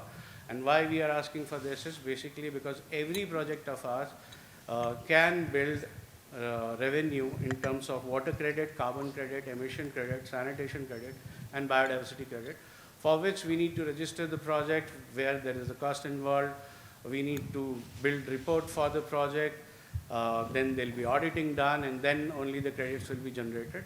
Our basic agenda of doing this entire exercise is to build this mindset of the people that cleaning of the water body is not a solution, restoration of the health of the water body so that the ecosystem services are restored is the Excuse objective. me, we need and to, that can we need give to you- wrap up. Sorry. Yeah, Okay. and that can give you revenue. So maintaining the health of the water body is not expense, it is a revenue. That's the end of the presentation. Thank you. We'll have a slightly abbreviated question and answer period, but I do see 1, 2, 3, and I think that's going to be all. Sorry.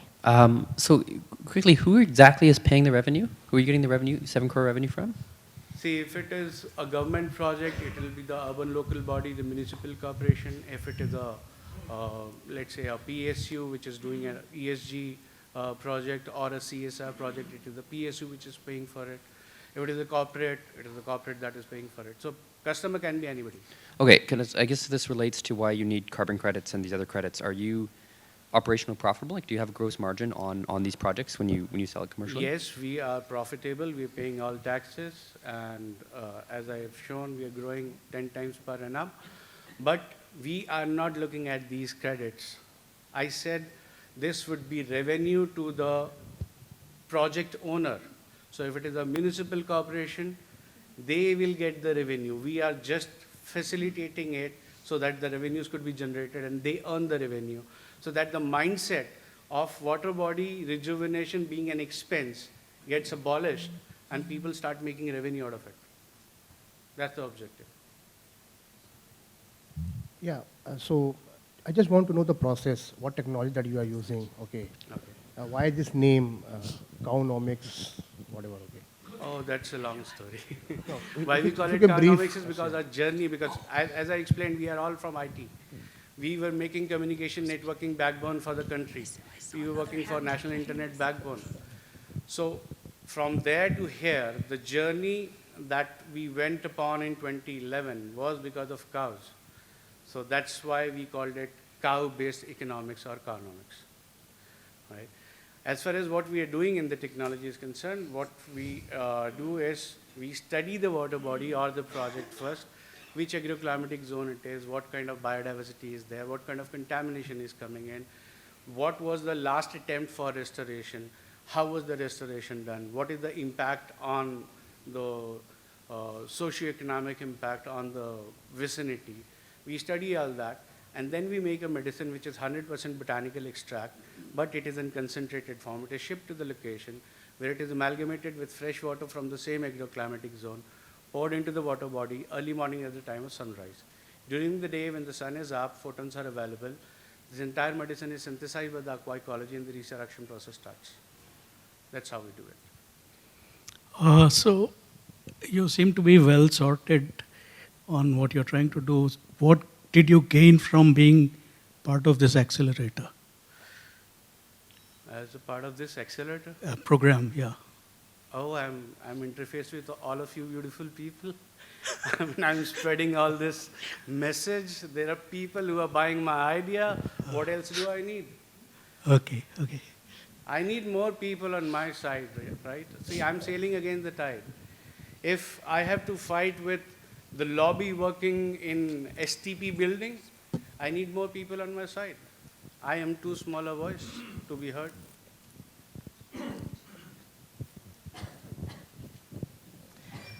Well, I think that we should give you a round of applause, and I cannot wait to have your water bodies being cleaned up all over India. So please, connections for him, and he's making community leaders in cleaning up their water bodies. That's what his technology partnership can do.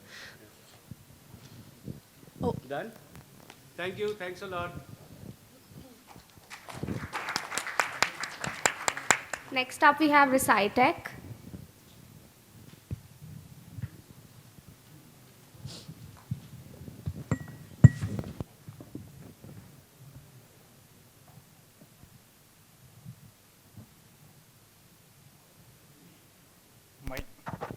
My name is Ritik Srivastava. I am the founder of Recitec Organic LLP, where we are transforming human hair into biofertilizer. So according to the scientific reports, synthetic nitrogen fertilizer contribute to about 1.13 gigaton of carbon greenhouse gas emission. And that's much more than the all aviation industry combined. Along with that, approximately 50% of synthetic nitrogen fertilizer to waterways and the environment. And that is causing the pollution and heavy monetary losses to farmers. And it also kills the natural microbe of the soil, and that lead to loss of fertility. So what the solution? The current solution is organic nitrogen fertilizer. But it is quite expensive due to low nitrogen content, and it poses the significant risk as the prime source of pathogen contamination. And it need minimum 1 and 1.5 months to start releasing nitrogen. So due to all this problem, Recitec was born, where we are transforming human hair into nitrogenous fertilizer. We are extracting nitrogen out of human hair, adding the bioprocessing agent that is symbiotic to the human hair and making the fertilizer. Question raises, why human hair? Human hair contains 16% nitrogen and 20 other essential elements like glutamic acid, sulfur, carbon, that is essential for the plant. Question is, why human hair-based nitrogenous fertilizer? Our fertilizer, Recitec nitrogenous fertilizer, contain the organic nitrogen concentrate along with the microbe bioprocessing agent that we are seeing. That has the ability to replace 100% of synthetic nitrogen without compromising the productivity. And our raw material is cheap. We are using the waste human hair, so we are price competitive compared to the synthetic nitrogen fertilizer. Let's move to market opportunity, where innovation meet potential. The global nitrogenous fertilizer market size is around $108 billion and CAGR of around 4.7%. So we have a great journey starting so far. We started in 2020 with a vision to substitute the synthetic nitrogen fertilizer. We started making the hydrolysis process to convert human hair into fertilizer. Then we start selling our ready-to-use nitrogenous fertilizer on Amazon and other e-commerce marketplace. And then we expand it to offline store. But our vision is not to go into the house plant fertilizer. We start with the vision to replace the urea, the synthetic nitrogen fertilizer. So right now we are adding the bioprocessing agent in our existing fertilizer to make it more competitive to synthetic nitrogen fertilizer. We are adding the microbe, which extend the shelf life, the microbe, the human hairs with human hair. So Recitec impact. We are saying impact, we mean impact in Recitec. Yeah, we are decreasing the carbon dioxide footprint. We are helping to decrease the carbon dioxide footprint of around 2.1%, as ammonia production itself contribute to 2.1% of global greenhouse gas emission. We are helping to clean the ground and surface water, as synthetic fertilizer, majority of the synthetic fertilizer run off into waterways, that causing in nitrate concentration in groundwater. And we are also helping in good health and well-being. As our ask, we are currently seeking around 1 CR for at convertible note, where majority which goes to research and development and the team expansion. So our core team comprises of I am the founder of CEO, I am managing product development, partnership and growth and businesses. And I have advisor, Professor Kashmir Singh, who is a DST head of North Cluster PSA office, Principal Scientific Advisor office. And he's working on the microbial research and development along with some intern. So in 1980s, synthetic fertilizer was a need of ours to feed the entire population. But we have right now the better technology to do this. We need your support to save the land from the synthetic nitrogen fertilizer. That's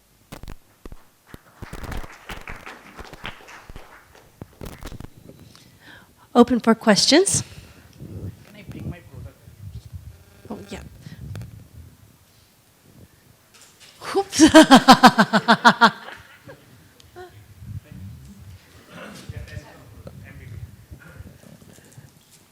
Right. So, Ritik, who are all your competitors in India as well as outside India? So in India, our competitor is like mostly IPCO seaweed fertilizer that we are operating in segment, IPCO urban garden. Outside India, that we are working on currently micro-based fertilizer. So we have a competitor, Pivot Bio, Kula Bio. So what they are doing, they are making increasing the shelf life of the microbe. They are using, the Kula Bio is working on Gentobacter and similarly on Pivot Bio. And they are working on the blended mode on chemical fertilizer, as blended mode in synthetic fertilizer, nitrogen fertilizer. But if you found a research report in MIT, if we can blend the microbe in the synthetic fertilizer, so the nitrogen fixation bacteria, to be precise, it can't fix the nitrogen due to acidic nature produced by the synthetic fertilizer. So it can't use at a blended mode outside India. The competitor is Kula Bio and Pivot Bio. And our differentiation is that we are encapsulating the human hair right now, our product, in slow releasing form. So the microbe and human hair fertilizer can both act symbiotically.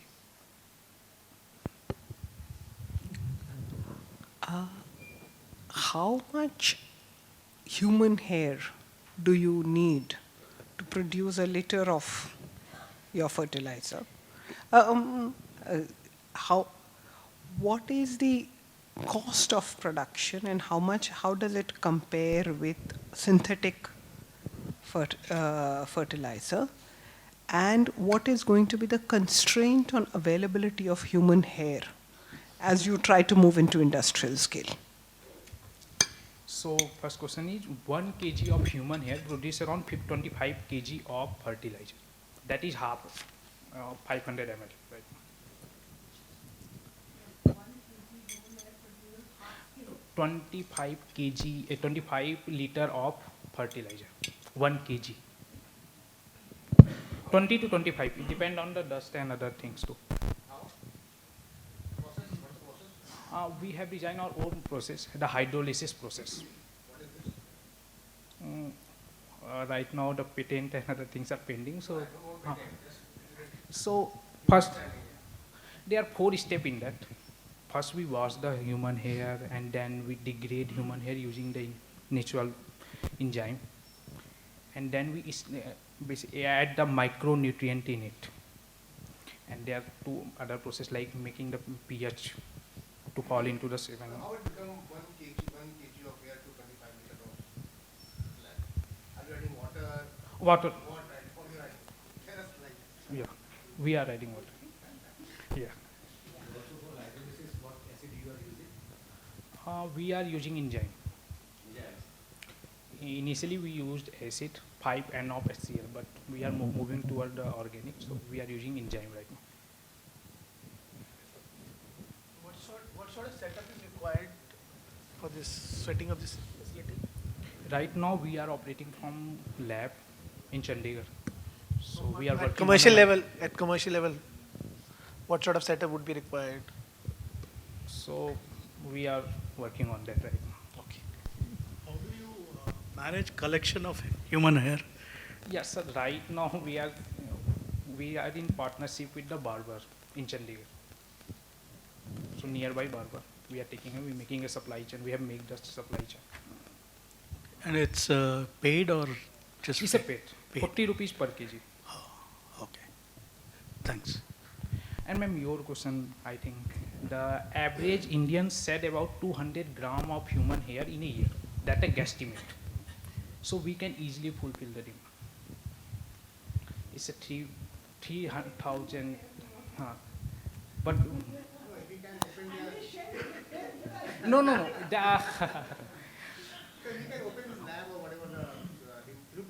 Yeah.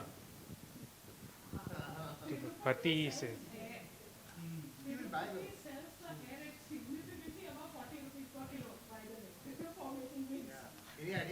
yeah, yeah, yeah.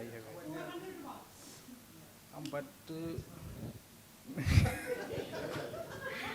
so we are not using wig hair right now. We are using waste human hair, like mine. It's a different, very short human hair. हाँ, वो मेरे product में use आएगा.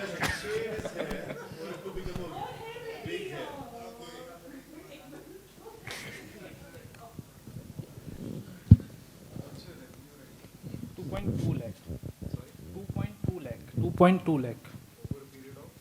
Over a period of year. We are not more focused toward the sales. We are improving the product, our current product right now. अभी MVP stage है. अभी MVP stage. हम इस प्रोडक्ट पे ज़्यादा फोकस भी नहीं कर रहे अभी सेल्स में. सेल्स पे अभी हम लोग ज़्यादा फोकस नहीं कर रहे. And also, you know, you have mentioned here. Who is this? You have mentioned here that, you know, it can replace the entire synthetic fertilizer without affecting the productivity. Have you done some trials to see that? Yeah, we have done trial in Punjab University on lettuce. Which crop? Lettuce.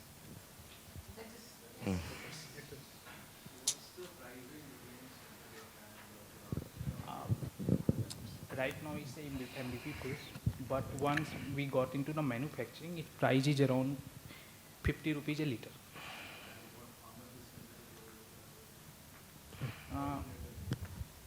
Alternative is around 260 rupees 25 kg urea. It's a subsidy. It's a subsidy. Yeah. 100 rupees, 50 rupees a liter. 250, 25 kg. Again, you are quoted 250 kg or 25 kg for 250 rupees. And this is 50 rupees for 1 liter. Yeah. So 5 liters is 50. Right now, not. But we can make that when some manufacturing. अभी हम लोग ज़्यादातर we are working on manually. Right. Most of the work is done by manual in the lab setting. We are working on that. We are making the IoT-based automation of manufacturing process. I am EC-based engineer. But how much will the price go down? It will go around 50 rupees. That's I said. 50 rupees. Right now, our one package cost around 120 half liter. It goes on to 50 rupees 1 liter. And what is the nitrogen percentage in this? So like 400 kg of urea, 46% is nitrogen 48. mobilized, right? What is the, after the hydrolysis process, I'm sure that chitin gets into N and then it reduces or it increases by your processing. The nitrogen percentage in your formulation increases with your hydrolysis process or decreases with your process? So the nitrogen, amino nitrogen, combining with the nitrogen and amino nitrogen, it has around 18%. 18. But it contains other elements. Sulfur and other things. Okay. The carbon and glutamic. Here has some other essential element. So that's symbolized. That completely. I think there's just time for maybe one more question. Does anybody want to take that last spot? It's longer. It's already been 8 minutes. Yeah, thank you. Thank you. All right, thank you so much for that.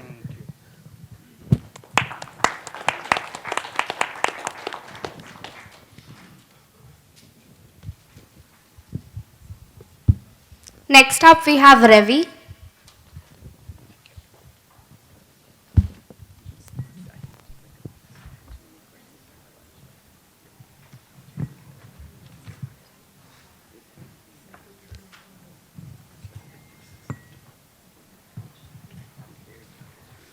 Thank you. Good afternoon. You just heard that how hairs can be converted into fertilizers. I am here to share a story of that how stubbles can be converted into fertilizers.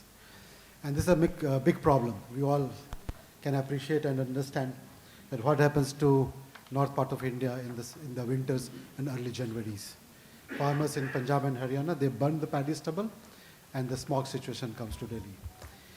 So the problem is quite mammoth. It's 23 million tons of stubble is burnt every year, causing environmental, health hazard, as well as soil deterioration. So what we have come up with at Revi, a product, a formulation called Revi Stub. It's a biodecomposer comprising of bacterial and fungal species for rapid decomposition of paddy straw. That those straw remains available in the field after the harvest. The product formulation is this is how it looks, the bacterial and the fungal formulation, and this can be sprayed on the stubble remains which is in the field with the help of automated sprayers. The product currently has a MVP level, TRL 6, but we have done customer trials. So from the value proposition perspective, it decomposes paddy stubble in a very fast time, which is 10 to 12 days, and which is what is the appealing factor for the farmers, because they have that's the only time window they need it for the product to decompose. It's the shortest possible time with respect to all competitive products. You must have heard about Pusa decomposers. It takes about 25 to 30 days. It's a ready-to-use formulation, so there is no, say, reformulation needs to be done in field by the farmers, unlike other competitive products, including Pusa decomposer. It acts as an organic manure. It improves NPK value of the soil. It also aids to the soil fertility over the years. And we have already done trials on 6 different varieties of paddy crops. 3 in Punjab and 3 in Haryana. So from the potential perspective, the rice cultivation only in India is about 46 million hectares per year, which is about 115 million acres. And that contributes about stubble ability of 126 metric ton per hectare per year. From the farmer's value proposition perspective, with the aid of Revi Stub, 60% reduction in chemical fertilizer usage is possible. This is already documented and validated during the trials. 30% reduction in water consumption, that's the irrigation cost savings, and 40% reduction in the diesel, because the replowing of the field requires less replowing. Earlier, without decomposer, they have to do 3 times replowing. With this, they have to do only 2 times replowing. It's an eco-friendly technique and also reduces the health hazards for the farmer and the farming community at large. Post-commercialization, we are eyeing to have a positive impact not only in the land restoration. From the business perspective, if we deploy the product to 10,000 acres of land, 50 crores of revenue is possible over the next 5 years. Competitive matrix, we have tried and tested our product against all other similar formulations available, including Pusa decomposer, Relief from JLS Life Sciences, and Trinetra from Agrinet from Ahmedabad. So Revi is, in terms of efficacy, is highly positioned, and from the price perspective, is moderately priced compared to competitive products. From the impact perspective, we support SDG 2, 3, 13, and 15. And just talk about 13. If we implement these solutions to large fields, in next 5 years, 47,955 million metric tons of CO2 mitigation is possible. That's what we are working on. These are some glimpses of the trials we have done in Punjab and Haryana. And these are the customer feedbacks we have received. They have talked good about our products. We have these video recordings available in our network and our drives, so we can share with anybody interested. The product meets our needs, single spacing good enough, water consumption reduced by, this is the Punjab farmer we have worked with. On the right side is the Haryana farmer speaking about field become easy for wheat sowing, no adverse effect on the next crop, and no adverse effect on the soil conditions. In the management team, we have 3 directors. Dr. Vanita, she is the innovator. She has already done a couple of patents in renewable energy form. I come from background of product launch, strategic planning, domestic and international marketing, and we have a CFO who's having experience in finance, account, and taxation. Technically, Revi is a third product our company, and it's a different segment now we are working on. So we have also thought of creating a separate vertical of sales and marketing for this product channel. We are looking for raising a fund of 2 crores. 40% is for the manufacturing or the capacity building, 20% will go in COGS, 20% in manpower, 10% for statutory and marketing needs, and 10% for other overheads and contingency. Along with these funding needs, we are also looking for helping from the, the cohort members and the investors, if they are connected with certification or regulatory bodies for certifications, validations, FPO bodies to market this product, Since these products are oriented for farmers, we are also looking to get some motions on the subsidy routings, GTM and tech transfer. Thank you. We look forward to get supported in this endeavor of ours to make Mother Earth more green. Thank you.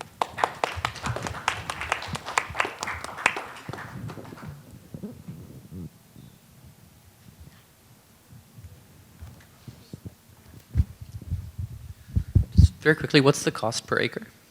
Cost per acre is 40,000 rupees. 40,000 rupees per acre? Yeah. For this? Because in 1 acre is about 2,000 kgs of stubble is available. Yeah, no, I'm just So thinking like a... 200 rupees per liter. Isn't like a happy seeder, like a mechanical, much cheaper than that? Yeah, but happy seeder doesn't decomposes it. It uproots the Yeah. paddy stubble and then leaves it in the field itself. What we are giving is a formulation to convert that remnants, to convert into biocompost directly in the field.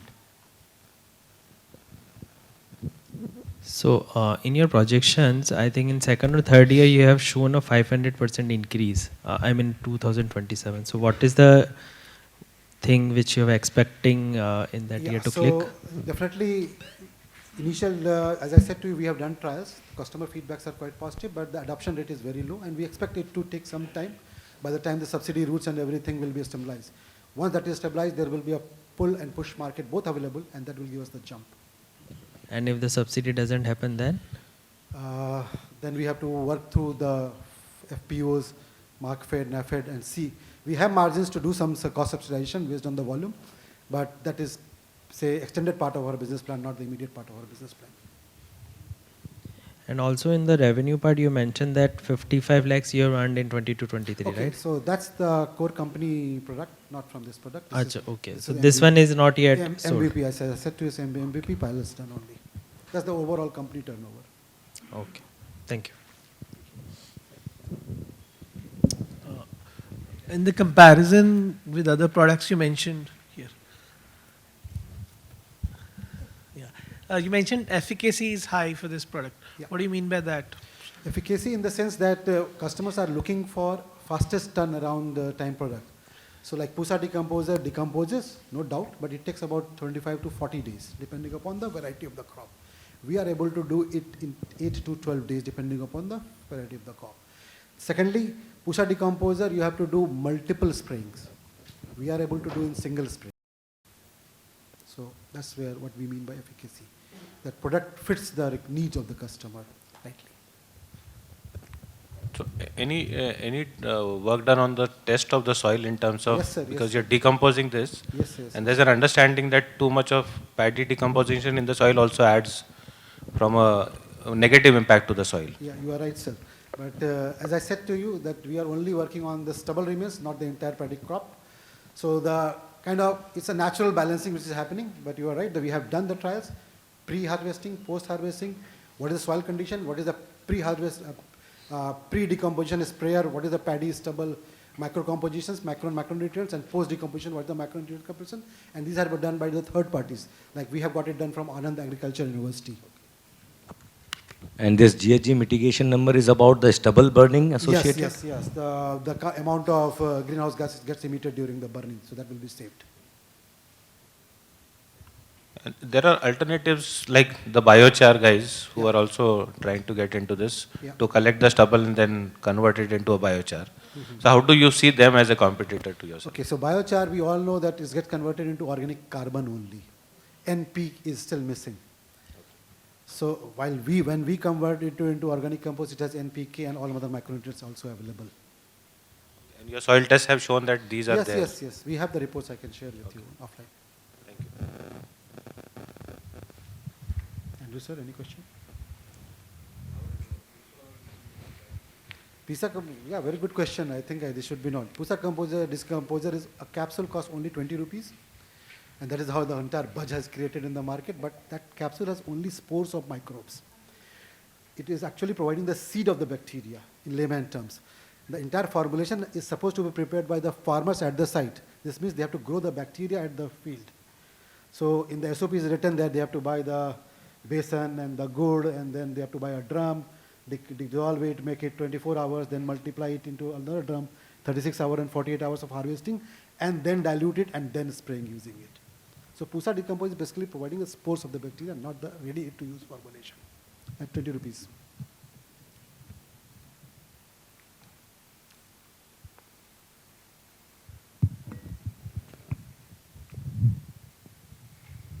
Well, if there are no more questions for today, then we want to give you a round of applause and Thank hope you, that we thank can you. solve this air pollution problem together.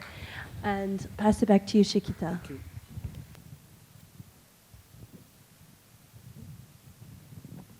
Next up, we have Green Grahi.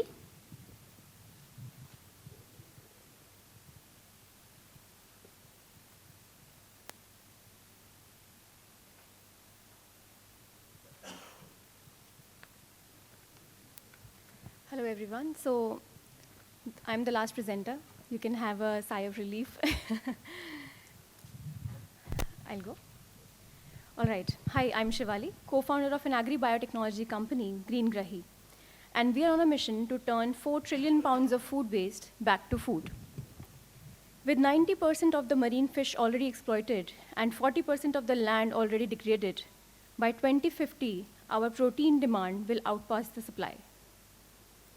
Despite this, we are throwing 4 trillion pounds of food every year into landfills. And the only good news is that nature has provided us with a magical insect called black soldier fly that can convert all the food waste back to food. Let me show you how. So all the food waste that we get from industries like ITC, Unilever, vegetable markets is grown in our technology, in our proprietary chambers, where insects convert this raw feed into insect protein and oil, and the excreta of the insect is turned into an organic fertilizer. The organic fertilizer and the insect protein and oil all goes for either crop production or animal feed for growing shrimp, fish, or pet. And this is how it goes for finally human consumption, closing the loop between food waste and food. These are the 4 products that we have developed till now. The first 2 are the animal nutrition products, which are used for aquafeed companies, and the second one is the pet food mix. The third and fourth one are organic fertilizers. One is a solid fertilizer, the other one is a liquid fertilizer. So what differentiates us is that we are unique because we can grow insects faster, cheaper, and better than any other player in the world. Our breakthrough technology, Climate Cube, enables us to grow insects on a mass scale, and our R&D helps us create value-added specialty products for animals and plants. India, which is our target market, sees a $16.5 billion opportunity coming from 3 sectors: insect protein, oil, and organic fertilizer. To capture a healthy market share of 10%, we want to establish 3 million tons capacity per year by 2027. That would generate a revenue of 450 million per year by selling these products to leading aquaculture, pet food, and agricultural companies. What differentiates us is that we can provide our customers 2 things: price stability, because we can grow insects all year round, and the other thing is consistent nutrition, because by providing protein quality of 50 to 60% compared to conventional proteins at a much lower footprint. In the last 2 years, we have completed building our entire insect production pilot facility of 3 tons capacity, completed insect protein trials on shrimp and fish, and organic fertilizer trials on over 10 horticulture crops in Uttarakhand and UP, and have raised LOIs worth 15 crores for our commercial scale production. By the end of this year, our first commercial facility would generate 55 lakhs in revenue, and from second year, we will expand 5-fold through contract farming. This way, we will break even by second year and will be profitable with 30% margins by third year. By making feed and fertilizer affordable and of superior quality and giving access to farmers, the insect sector can increase farmers' income by 15 to 20%. This way, we will be able to reach 1.5 lakh farmers this year, including UP and Uttarakhand, if we receive your support. So we are seeking 5 crores for expanding the market reach of our products, as well as building our first commercial scale facility in Roorkee, Uttarakhand. This is our cross-disciplinary team of experts having business management people, R&D people, biotechnologists, entomologists, and operation guys. And that's it. Thank you so much. I appreciate any questions you have.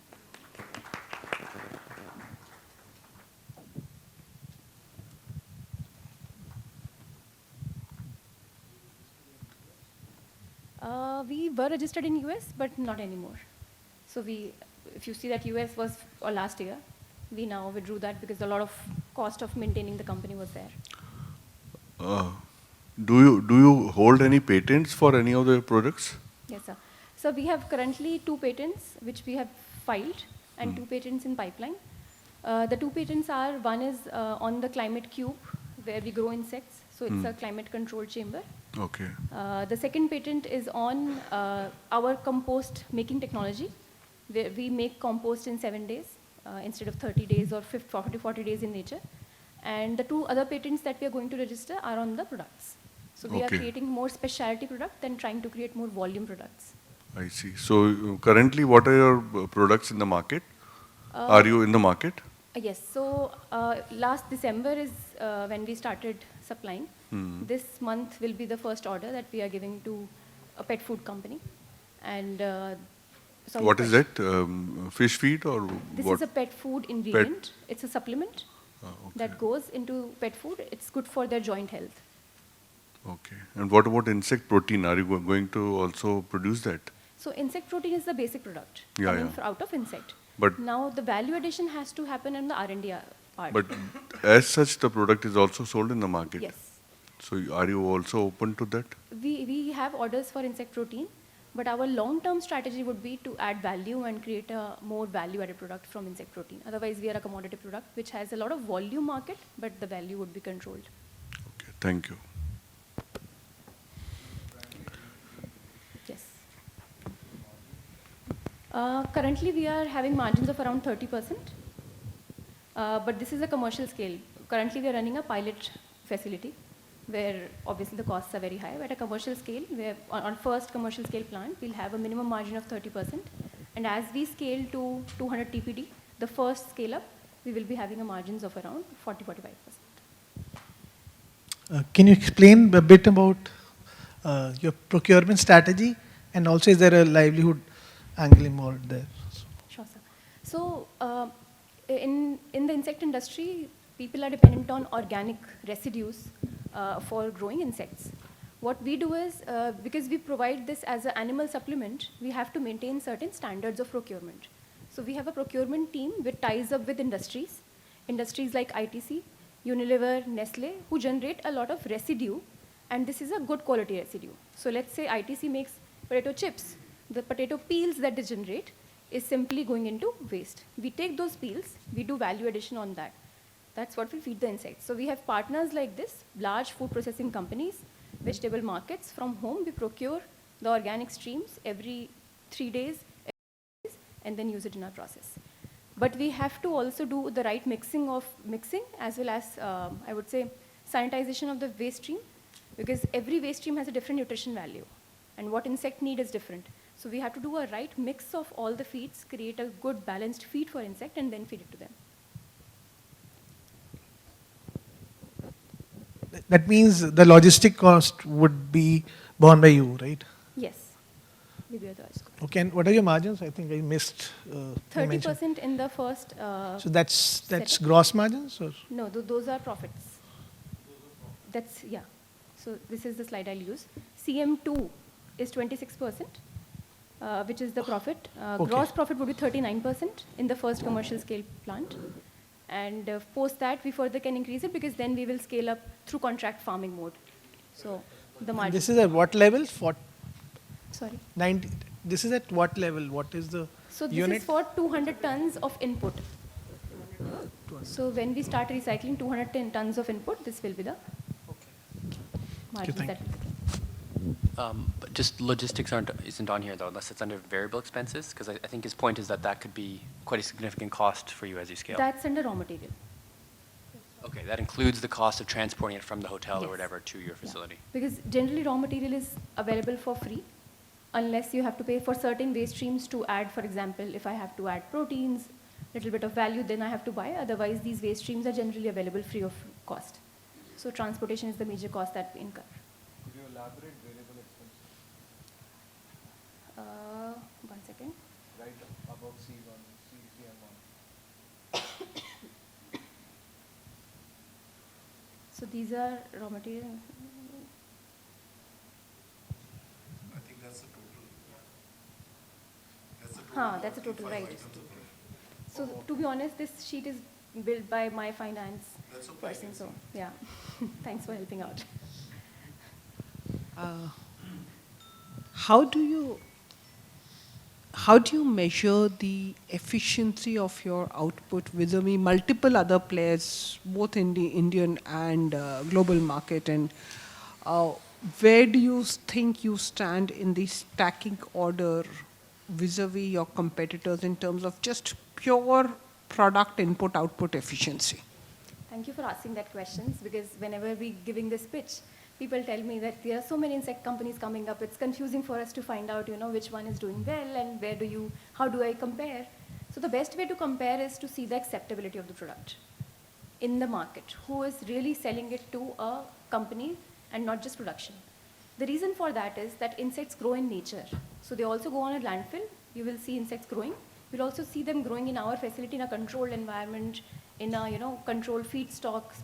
They're having all those quality products.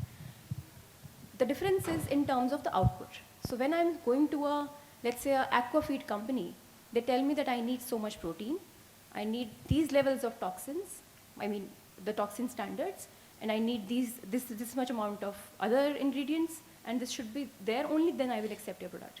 Because they have to maintain a FCR for their entire fish pond and sell it in the market to the farmers. So they have to ensure that the product that they're adding in their feed is only creating benefits and no harmful effects.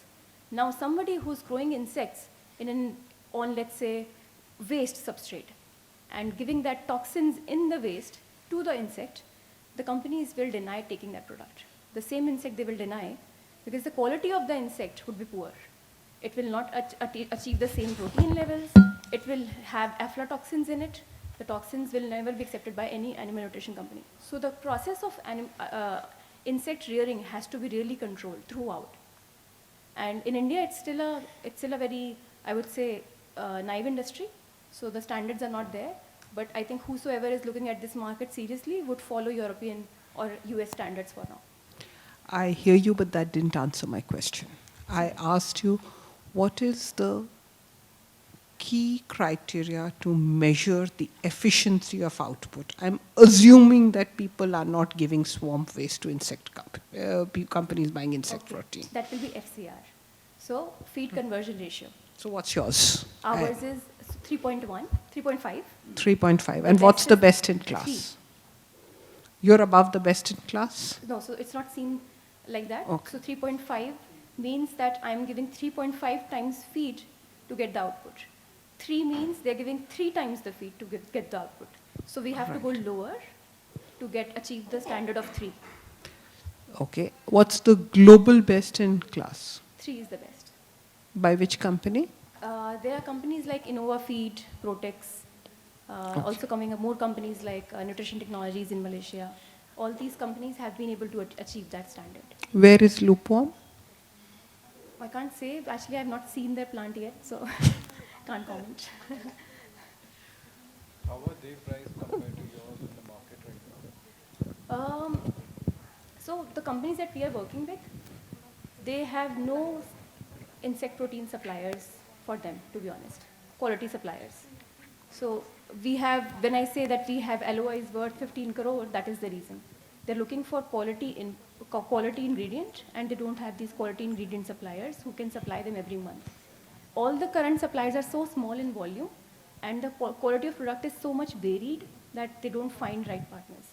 So that is the market that we are currently working in. So when we say we have a quality, we easily get a customer. The only thing we need is quantity. You raised 2 crore as capital. We have in total raised 5 crores. Total 5 crores. In pre-seed. So I have a question. How do you scale your business in terms of your scaling? You have to ensure that the quality of whatever feed you procure for the insects is of high quality, and logistic cost is also very high over here. So how do you scale the business? Is it a hub and spoke model you're looking at? Just throw some light. So this is the last slide. This will help me answer the question. So how we plan to scale is that the first facility that we will be building will be a centralized facility. And this first facility that we are building will be located in a way that the food sources are surrounding it. So this unit, we have already figured out the supply chain, which means how will I get 200 tons of input every day if I have to run this facility. And suppose I have to scale it to 500 tons, how do I get the input? So this is based on where other food processing factories are located, where the vegetable markets are located, based on that mapping. This first facility, when it comes up, will have a breeding unit where we produce enough insect eggs, a rearing unit where we grow insects, and a processing unit where we drive the oil, protein, and fertilizers. So everything in one go. Now going to the second phase is where we will start use this breeding unit, the breeding unit will be expanded, and then we will start selling eggs to different rearing facilities, insect growing facilities across India. So now the new growing facilities will come in areas where we have the food source, and the eggs will be supplied from the centralized facility where we'll build this first plant. Also, since we want to work in a contract farming model, this facility will work as a hub to train the farmers, or let's say franchisee model if that is, to train the entrepreneurs to work on rearing. So this first unit will work as a starting point, and rest everything will be floated from that point onwards. Where are you based? We are based in Roorkee, Uttarakhand. Where have you deployed all the 5 crores? How much is left? So it's all used in the pilot plant. So the pilot plant that we have currently, it's a 3 ton per day capacity plant where we we do all the process from breeding eggs to rearing insects to processing everything. And this entire money is not spent. A major chunk of the money is left, and we are using it for the next round. The land is yours? The land is ours. You purchased it? It's yours.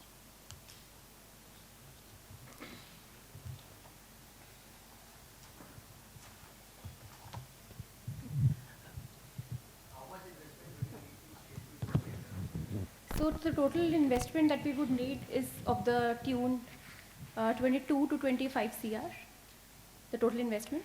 In this pitch, I've asked for 5 CR because we feel we'll bring it from a diversity of instruments, some from debt, some from equity, and some from schemes, so a combination of that. And at 22 to 200 tons per day, what would be your revenue?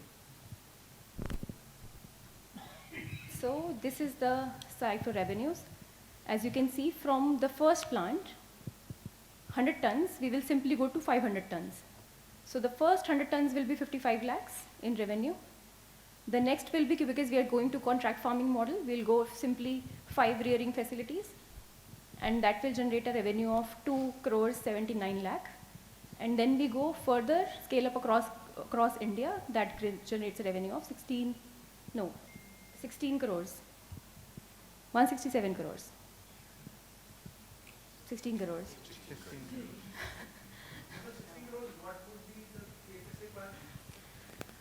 So very difficult to say at that level. What would You're be? saying 22 crores will reach maybe 200 tons. double of 55, 1.1 CR. I think capex requirement would reduce as we scale, because the initial capex that we are building for the first plant, we are building everything by ourselves. But after that, we are outsourcing a lot of things. So the capex requirement won't remain the same. It will definitely come down. Also, processing is the most capex heavy thing. So our plan is to keep the processing at one place where we can do all the value addition and everything. But instead, growing stays with farmers or with entrepreneurs who want to make money on the rearing aspect.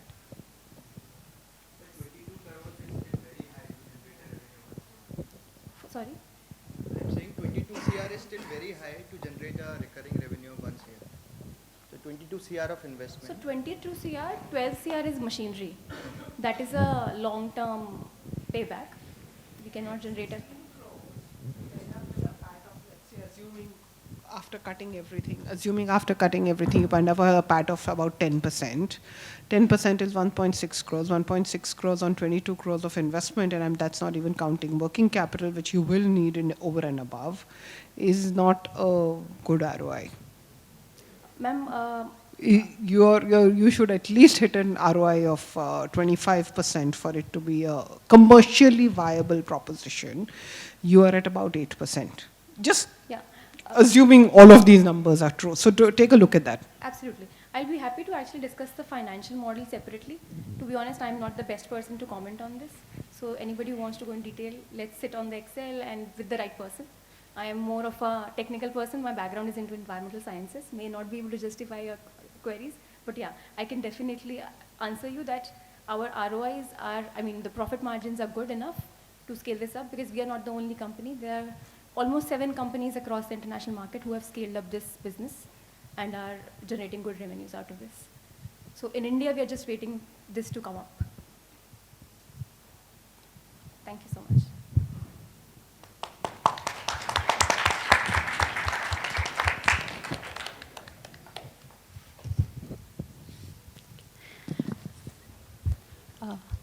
Thank you, Shivali. Thank you, everyone, for patiently listening to the entrepreneurs, and thanks to all the top 15 finalists for finishing before time.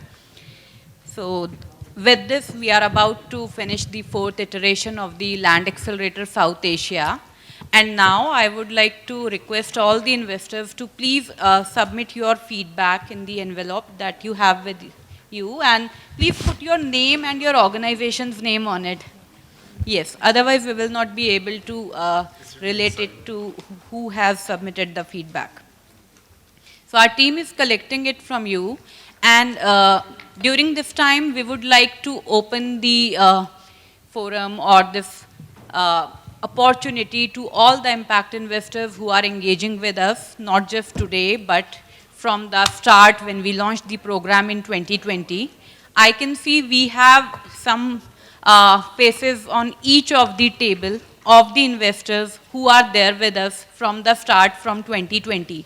And I would like to take this opportunity to ask for your feedback or your testimonial or any of your suggestions. And if you would like to share your feedback on your journey with the Land Accelerator South Asia, maybe I can start from this table.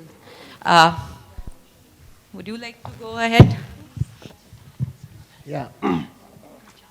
Of course. So first of all, thanks to WRI India team, okay, for giving the opportunity to be part from the, I think, the first cohort. I also attended the last demo day as well. But the good part is that because we generally, as an impact investor, we are always looking for a highly impact focused pipelines for investments, which it can be fitted for our ticket size as well. So this accelerators, this kind of accelerator, and especially WRI India accelerators, has given us very focused and investable pipeline for our investments. Okay, so thanks for that, and we already engaged with many of the startups here as a part of this accelerator as well from many years, and I see a lot of changes happened. Okay, through this accelerator, the capacity that they are carrying now, that we have seen in the last 1 or 2 years. So it's very much change in terms of the communication, in terms of the presentation skills, in terms of talking about these financials and all, which 1 year before they are not able to talk about all this stuff. Okay, so thanks for Land Accelerator for engaging us and giving opportunity to such startups to meet. Thanks. Thank you so much. And we can see your participation from Willgrow to TechnoServe. You are participating from 2 organizations. So thank you for sharing your feedback. And I think Shalini is also engaged with us from 2020. She has also supported the entrepreneurs through Ask Me Anything sessions, AMAs you have done. You have told the entrepreneurs around the right kind of capital for their restoration businesses. So would you also like to share your feedback? Thank you. I think I've been happy to be here right from 2020. And I've been very, very impressed with the fact that every year the bar goes higher. Every single year I see so much improved, both on how the whole thing is organized, on the whole support that's provided to the entrepreneurs, and on the quality of entrepreneurs. So and this one has been the best so far. So I'm looking forward to more. Thank you so much for the encouraging words, and we look forward to continue with our framework of delivering capital and capacities to these restoration entrepreneurs. We also have Emmanuel from Caspian, and we are thankful to him for also mentoring some of the entrepreneurs through the dedicated mentorship calls. We would also like to hear from you about your journey with the Land Accelerator and your overall understanding about the program. Yeah, I've been associated maybe for 3 years now, and I've been a part of the mentoring sessions also. Made quite a few friends beyond just business relationships. Helped a few get funding also. So that's been the journey. The difference between other programs and this accelerator is the unique selection process, which focuses on very relevant solutions. So most accelerators look for investable companies to take and accelerate to get some good results or credits for themselves. So this is a very unique pool of companies each time. Some of these are very hard spaces for getting funding. Not an easy business, but still I think both WRI and Sangam team at the back do a lot of hard work in putting together this program, which I appreciate a lot. Thank you. Thank you, Mr. Emmanuel, and we look forward to your continuous engagement with the program. And I can also see few more names which are known to us from the start of this program. From Tata Trust, we have Mr. Neelam with us. Would you also like to share your experience? You have already worked with our company, if you have mentored them, so would also love to hear from you. Thanks. Yeah, actually it's been a learning journey for us as well, talking with a lot of youngsters, understanding the work that they do, and also how we can learn from the work that they're doing. So it's been a learning journey for the last 3 years, at least for me. Something that I think we are not an investor as such. We are basically, if I represent Tata Trust, I'm a philanthropy, which enables these startups to come and work in some very backward geographies, like for example, the Central Indian Tribal region. So we are also trying to see how some of these startups actually make a sense to the communities that we work with, and how we can give an opportunity for these startups to come and work in these geographies. So that's a connection that we are also trying to build and see the communities benefiting from that process. As I said, it's been always a learning journey, and I hope to continue in this learning journey along with the Land Accelerator team. Thanks a lot for inviting me. Thank you so much. We also look forward to engaging with you for the next iterations of our acceleration programs. And while we look forward to all of you for supporting us in delivering the capital and capacities, we would like to ask two key questions to this leading community of impact investors. So the first one is, what are the opportunities available for land restoration entrepreneurs in the impact investment ecosystem through your organizations in India? This is an open question. Anyone of you can volunteer. So all our entrepreneurs, they also look forward to learning more about the opportunities, and I think we get very few avenues like this to share our experiences and talk about the opportunities or the engagements which we can enter into. So if you would like to talk about a few opportunities, then I think it would be helpful for all the cohort members.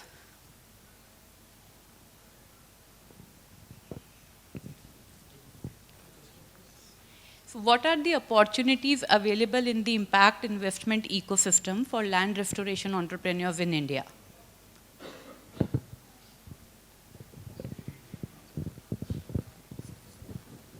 So, a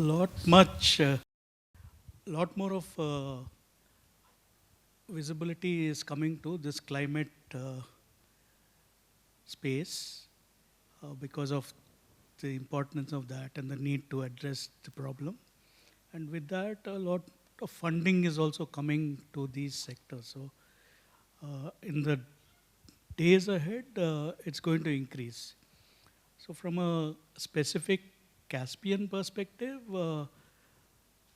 the debt vertical is always open to funding companies which are having businesses that have gross margins and have potential to scale. So that is an opportunity which is always open. On the equity side, we have very limited scope, but other than that, from the other incubator where I am associated, we can provide funding there, or other like CII-Co, where some of the reflows from earlier investments are coming back. We are looking to fund projects. We did, I think, 2 from the earlier cohorts we funded. So there are several opportunities that keep coming up because many of these are not off-the-shelf commercially scalable businesses. So that's really the problem why this kind of funding may not be the most appropriate for the cohorts that you actually accelerate under this program. Thank you so much. Any other responses?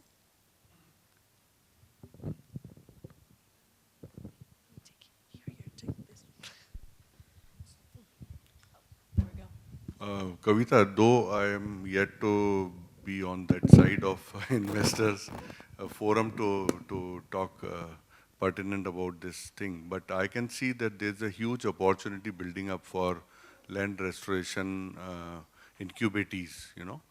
Your earlier incubatees, I'm in touch with almost like 10, 12 of them from the previous cohorts. And I think practically all of them have raised money, you know, by now. So it has taken them 2 to 3 years, though. But, and I'm actually, I was telling this news to Hari in the morning that, you know, one of your second cohort guys has got 2.5 crore rupees through a little initiation by me. So that's okay. The thing is that impact investment space is relatively new to Indian investors. And this I'm saying because I'm also connected to a few global impact networks. And there is a need for this patient capital, you know, and I think their Acumen has been a pioneer in this space. So this type of funding is now coming up, you know, it's coming in a big way. And I think Climate Impact Fund is the nomenclature in the first rung of, yeah. Okay, all right, yeah. So what I'm saying is that there is a need for collaboration with international impact investment funds. And in fact, you know, I was telling in the morning in my introductory part that we are in the process of actually getting it done. It might take 3 to 6 months, but we are going to be coming up in this space as maybe one of the focus funds. But there is a need, and there is not only a need, but also there is a lot of scope in this field.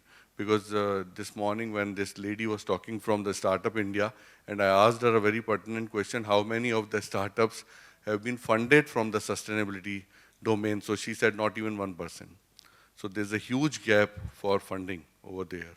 And that itself can give a space for so many players. So all this I want to say from my own perspective. Thank you. But yes, the quality of the startups has also improvised a lot. And I think your focus on the value chain is now becoming very prominent. Because earlier it was not end-to-end support that you were talking about.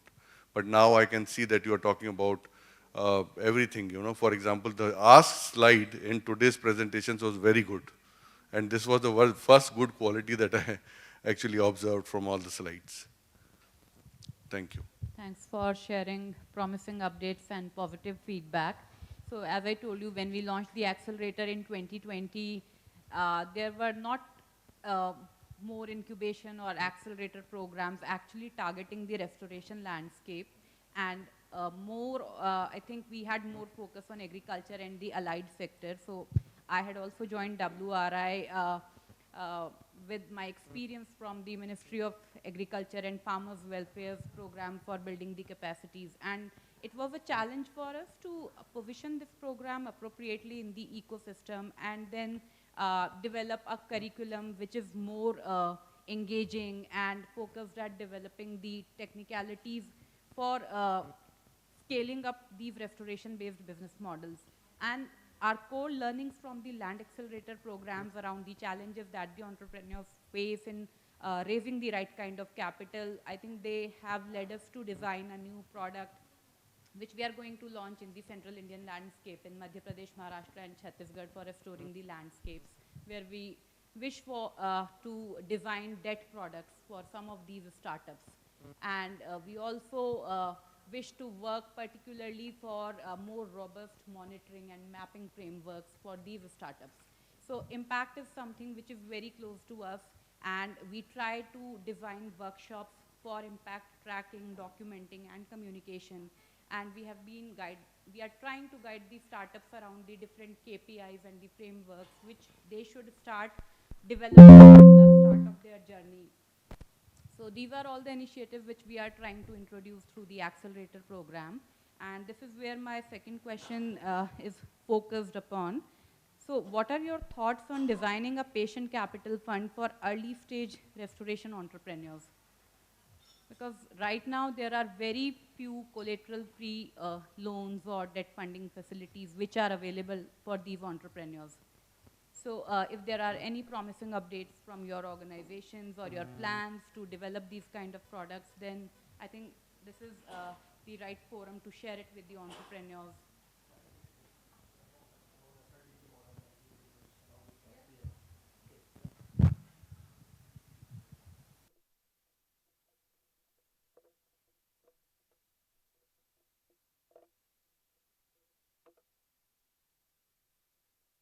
The startups, and the program currently is limited to agriculture, but the companies in this accelerator program would be eligible to apply for that. And how it works? So she actually asked you what kind of product that we can develop in the terms of investments, debt, whatever. So how it's Napkesar and Wilgrow works together to provide the low cost or low rate of debt to such. The FLDG is hosted by Wilgrow, and the startups are free to put their own money, and the interest rate would be between 12 to 14% or whatever is more affordable to the startup. And if the startups are also able to show the impact they're creating in society, then the interest rate will also be customizable, and the terms would be 12 to 24% repayment, and when the startups have shown higher repayability, they will also get the money back. So it's also some kind of interest subvention through the FLDG program. Thank you so much, and I think we all are looking forward to develop these kind of frameworks, and we are also trying to engage with the philanthropies and involve them in making a great coalition that is a group of like-minded individuals who really want to support the cause, and they are focused at the vision and the commitment of the team for creating impact on ground. And we would like to be in touch with you for exploring more about these projects. I hope our cohort members have found these arrangements and these kind of opportunities which are available in the market useful for them. If anyone else wants to share about their models, then we would really appreciate it. I'm not sure whether it is very relevant for Land Accelerator Cohort per se, but in general, in the impact space, I think compared to what it was 4 or 5 years ago, the ecosystem is much more developed. So basically there are a lot of accelerators, incubators, and there are a lot of funds are coming up which are funding they are funding at very early stage investors. And even funds like Acumen are coming up with accelerators every year, and we invest a couple of cohort members, say, within the range of 50K to 100K, and then that's not normal ticket size for us because our sweet spot is around 300K to 500K, but that is it's kind of a stepping stone for us also. And also, for instance, Acumen has Acumen Academy, which is the other arm of Acumen. We run this fellowship program every year. And there, if someone is part of the fellowship program, then we have grants for the early stage companies which can help them in building capacity or building any sort of a product. So that's how, and there are some technical assistance grants are also given. Fairly high risk and high impact R&D project. So there are certain opportunities which are there to grab, and I think it's much more developed compared to what it was 4-5 years ago, and hopefully it will be much more developed in another 2-3 years. So there are opportunities, and it's a very kind of a close network, and if we can probably reach out to the investors here and general the network, you'll get opportunities. And I think you should not, you should always try to build a model vision, and that's what is more important. And I think the opportunity is, so that's what I would say. Thank you so much. This is quite promising for us. And how we look forward to follow up on your interest shared in the sheets. What we will do is we'll go through your response, and then we will do one-on-one connections over email. And we would also support the cohort companies in reaching out to you and planning as per your mutual availability for the next round of calls to take these conversations further. And as a formal vote of thanks, I would like to sincerely thank everyone who's present with us today, the 15 cohort companies, the investors and the mentors for joining us. And we really appreciate your endeavors and your continuous engagement with us. And we know most of you have been engaging with us pro bono. So that's why we appreciate this engagement, that it's a coalition of like-minded individuals and we all share our vision. So through these 4 iterations of Land Accelerator South Asia, we have also learned that there are enough like-minded individuals available in the ecosystem. We have received support from all our program partners, from our stakeholders, from this evolving community of impact investors. We started with 4 impact investors through a virtual demo day. I remember Shalini was there in the first demo day. And then we used to do AMA sessions. We used to invite investors to talk to our companies, to guide them on what are the available and affordable sources of capital, how they should look forward to building their financials, for tracking and documenting their impact. And we used to reach out to everyone over social media, through emails, that see, we are a cause-driven acceleration program, we are building capacity, would you like to join hands with us? And over the last 4 years, I have shared that now it's a group of more than 100 individuals, through mentors, investors, through industry experts, through the alumni and the 140 entrepreneurs, that we feel confident that we are ready to launch next rounds of capacity building programs at WRI India. So I really want to take this opportunity to thank each and every stakeholder, our program partners, Sangam Ventures, our ecosystem partners, Startup India and Invest India, then our founding sponsor, IDEA Foundation, current sponsor, Salesforce, and also WRI Global team, Amanda, for supporting this program like anything. And on behalf of my team, I would also like to congratulate the top 15 cohort members, because this demo day marks the completion of your participation at Land Accelerator South Asia, and we will be awarding you with small innovation support, which we have designed for this program. So where we offer $3,000 to each of our top 15 finalists. And we will be concluding this round of the Land Accelerator with a virtual valedictory ceremony next 2 weeks. Thank you everyone for joining us today on Wednesday. And now I would like to pass on to Amanda. Well, I want to thank everybody again, just to mention everybody here for coming and taking your time, and I think Kavita for really bringing together this community over the past 4 years. And if there's anything that we